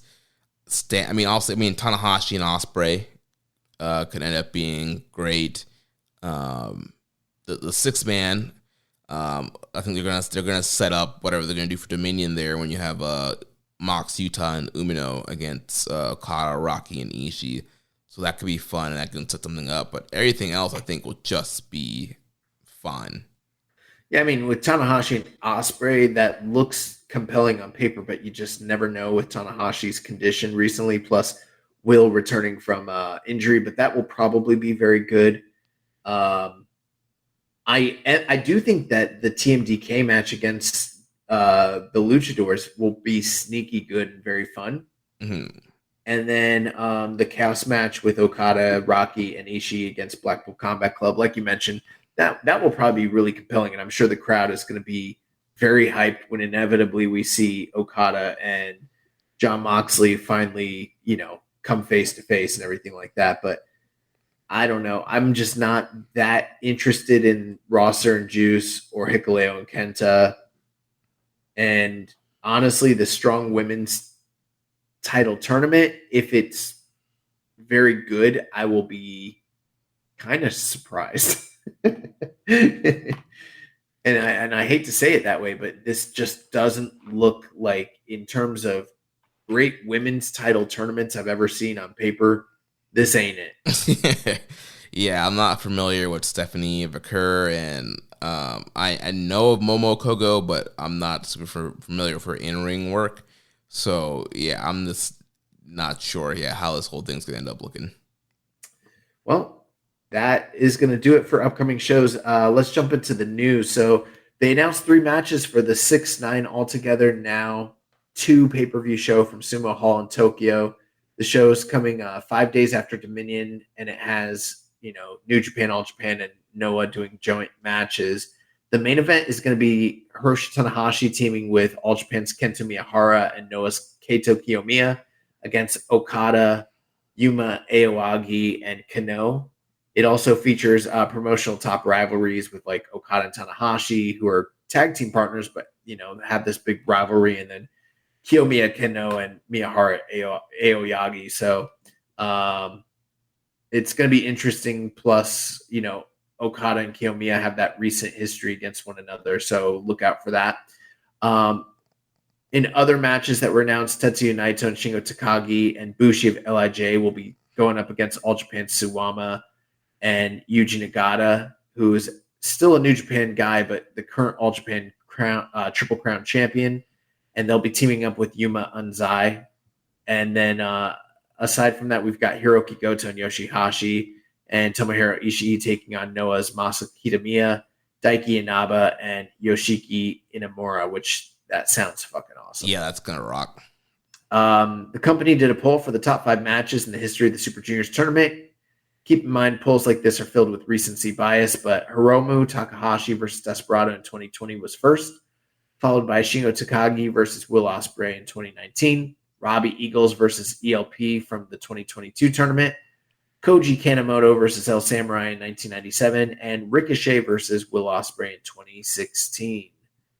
For the May 21st Resurgence show, they have 1,774 tickets out. They moved about 500 tickets since the announcement of Mercedes Moné on the show.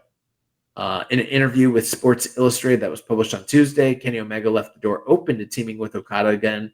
Omega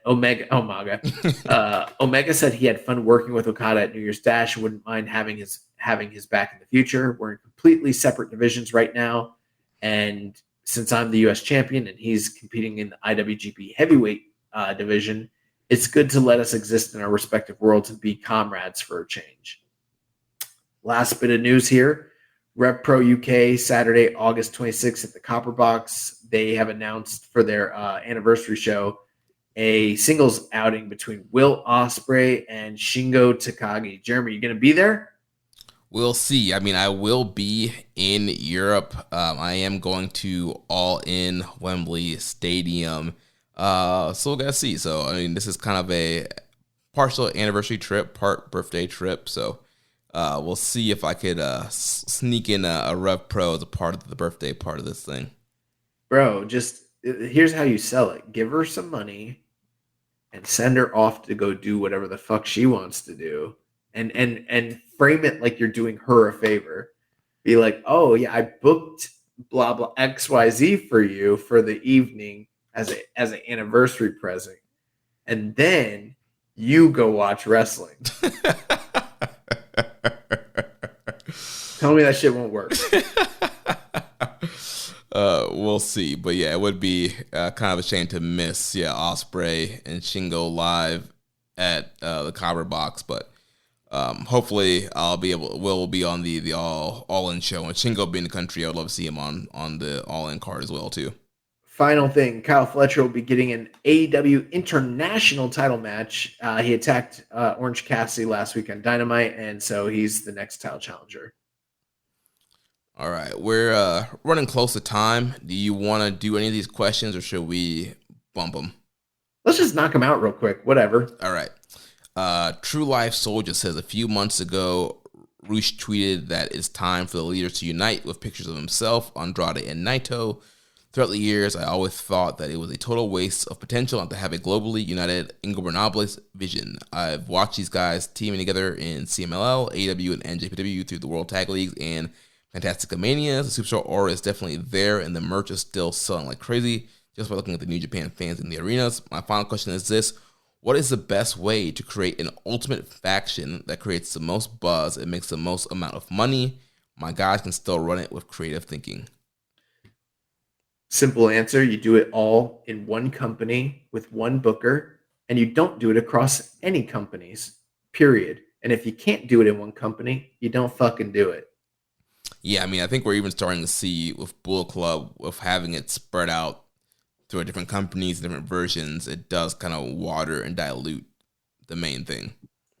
Hey, I'm all for the idea of a once in a lifetime dream match where you get all the former leaders to team together for one big event, but a storyline involving all these guys where they're cross promotions, nah.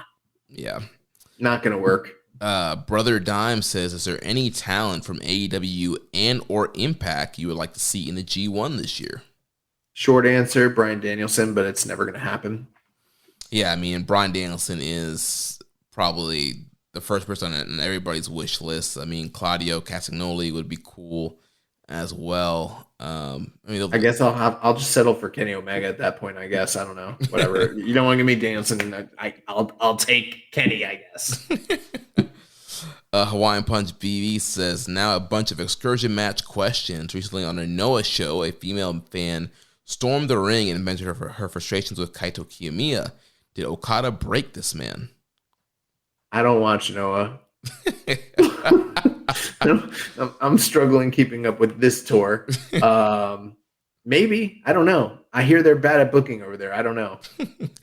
The Champion Carnival Finals, NJPW was able to show their dominance as a top political dog. A team of young lions were able to beat a team of an All Japan young boy, a former tag champ, and the independent junior heavyweight champ.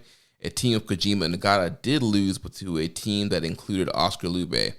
Naito and Bushi were able to defeat the Ace and Super Rookie, all while never taking off their shirts. Meanwhile, Kongo/Noah didn't win any matches. Do you think New Japan could have at least let their young lions take a loss? Could they have? Sure. But did they? No. Guess what? Poe's mad. Shinny on. Shinny Han beat.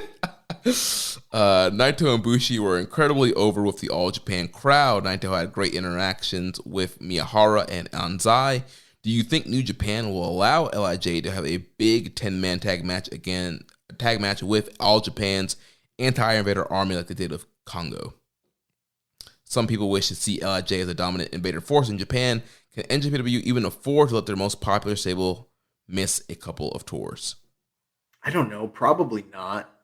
I don't know if there's enough money in the idea of a New Japan, All Japan show with one another, in the same way that there is with Noah right now. Honestly, that's probably the kind of stuff that would be best served existing in All Japan's shows, period. I don't know if a cross-promotional New Japan, All Japan show sells at this point right now. Yeah, I don't think there's really a big benefit for New Japan. I think there's more also a benefit for All Japan, which I think, like you said, it should exist in their kind of universe. You can have these guys do these one-off kind of spots and pop business for those guys and do something special for All Japan. But to do a similar, a fourth night of Wrestle Kingdom, New Japan, All Japan, I don't think it would hit the same like it does for Noah. His last question here says, All Japan, Tsuji Ishikawa has seemed to take a liking to Oscar Lube. He has teamed with Lube and JTO's Ren Ayabe a couple times now. Visually, they make an impressive team of triple towers. Would you like to see New Japan trade Lube and a couple of first-round picks for Anzai? I've heard good things about Anzai. I haven't seen enough of him to really feel that way, but this is all hypothetical, but yeah, I hear Anzai's a top prospect, and I like Oscar Lube. Yeah, I've heard great things about Anzai, but I with this busy schedule, I have not had time to really keep up with him or how he's performed. I haven't seen any of his matches really. So I mean, it'd be hard for me to make a trade like that, but I'm all down for him. Bring him in, do some tours. Next question here from Def Triangle 720. Do you think Dominion will sell out when the main event is not involving the main draws? Well, we've talked about this before. New Japan is going through a transitionary period, and even though they don't have their tip-top stars involved in the main event, that's going to happen from time to time when you are trying new things. But they still have all their top stars in pretty big, very compelling matches, and it's a traditionally, it's got the branding of Dominion, and it's being held in Osaka. I think it's Joe Hall, right? Yeah. That's where it's usually held. So I think it'll still probably do really well. Now, sell out, what does that mean? That's a relative term. I think it depends on what kind of layout they use and how many seats they open, but I'm sure they're going to do a really good crowd. There seems to be a lot of momentum behind New Japan right now in Japan anyways. Yeah, and I feel like they've been doing well in Osaka, drawing there this year. And, I mean, Okada is going to be on the undercard in a big six-man against Jon Moxley's team. You're going to have Ospreay and Lance Archer in the U.S. tournament. You're going to have Hiromu versus Super Juniors winner. There's going to be, I think, a lot of big things that after Super Juniors is over and the full Dominion card's out there, I think it's going to be a card that's going to draw. Yeah, I mean, you can't make an omelet without cracking a couple eggs. Or as they say on Succession, you can't make a tomlet without cracking a couple Gregs. So, it's just the way it is. Then last set of questions here from the Dark Soldier. Are you disappointed that Tangaloa didn't make the cut to Best of Super Juniors? Will he ever finish his story? I don't know. I'd like to see him come back, though, one way or the other. Maybe that's why he hasn't come back yet. He's spending all his time trying to cut down to be a junior. Maybe. Next question. Why is it that heel leaders like Ospreay, Zack, and even Evil will be there to accompany their stablemates, yet Okada won't to his stable? He's too big of a star, bro. Yeah, I mean, they just haven't established that with Chaos. No time during the run has he ever really seconded any of those guys. I think he might have seconded Ishii during his feud with Naito when Naito first won the world title back in 2016. But that was all, we know what the real intentions were. The real intentions were for him to get his own belt back, yeah. Yeah, to be close enough to just, roll in. And his last question, he says, "Oh my Foley, did you notice that in the Naito Doki match, Naito took his shirt off? Naito had his shirt on during the six-man tag at the Tokyo Dome against Tanahashi and Muto, yet he took his shirt off against Doki. That means Naito values Doki over Muto, as we should all." That's pretty funny. Yeah, I do remember Naito taking the shirt off for that matchup. And yeah, I mean, in there with Big Match Doki, he had to do something. Well, that's going to wrap it up with the questions. Recommended match of the week. So I know we've taken a couple weeks off from recommended match. The last time we did it for the recommended match, I recommended Kushida versus Liger from Dontaku 2016. Yeah, this was a really great match, and it's not the last great match of Liger's run, right? Liger still had a couple pretty awesome and compelling singles matches after this, like the match with Hiromu in the Super Juniors. He had a really great match with Taichi in the Super Juniors. Great matches with Ishimori and Will Ospreay. So he probably had there's still a handful of really good ones, but this was sort of very much a passing of the torch situation where it was Kushida needed to prove that he was the dominant true junior ace of the division, and Liger was out to regain the IWGP Junior Heavyweight title for what would have been I think his 13th time ever. Very, very good match. Dave went 4 stars. It's got a 7.99 on Cage Match, which is basically 4 stars. So this is a quintessential 4-star special. And the match is really, really great. And, Jushin Liger's arguably the greatest junior heavyweight of all time. And Kushida at that time was like the ace. And so it was very much a generational defining sort of match.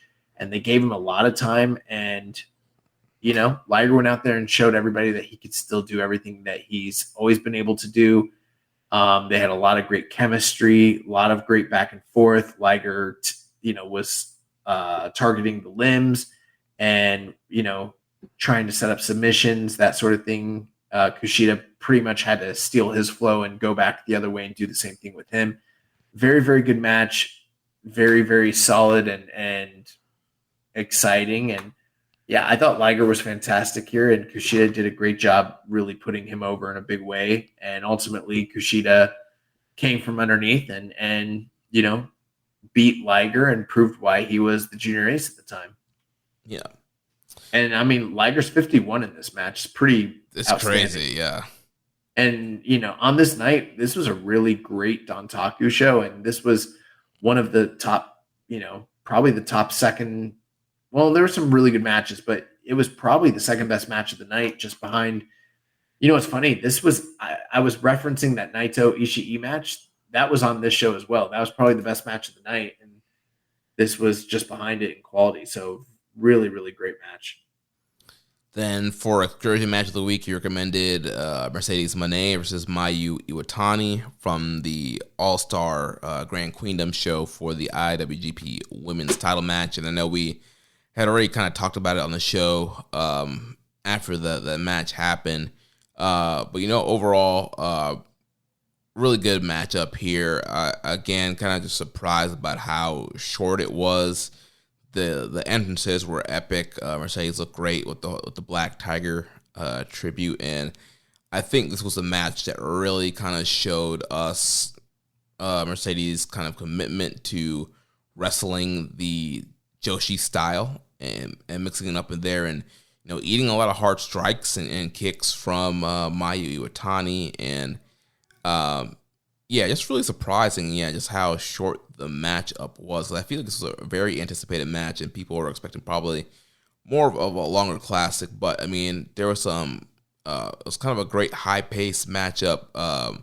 We talked about it. Mercedes just getting into the double knees, the Meteora, and so many different variations, and the one to the outside. I thought she looked really good in this matchup and kind of comfortable in a stardom ring, and of course Mayu always was a maniac, bumping all over the place on her neck, and had a lot of, like I mentioned, a lot of hard strikes to Mayu to Moné, and ends up getting the win and becoming the IWGP Women's World Champ. And I think I was like 4 stars, 4.25 on this. Nice. Well, this week I have recommended match of the week, and I am going with a throwback. I'm going to throw it back to my boy Tatsumi Fujinami as a junior, and he is taking on Kengo Kimura. This is from Bloody Fight Series on 9/25/1980 for the NWA International Junior Heavyweight title. And let me know what you think about this one. I really enjoyed this when I saw it, and I think you'll like it. Definitely. Looking forward to checking that out. Then for the excursion match of the week, it's going to be Claudio Castagnoli versus Robbie Eagles. Claudio defending the Ring of Honor World title against Robbie Eagles on ROH TV. Awesome. Well, that's going to do it for this week's show.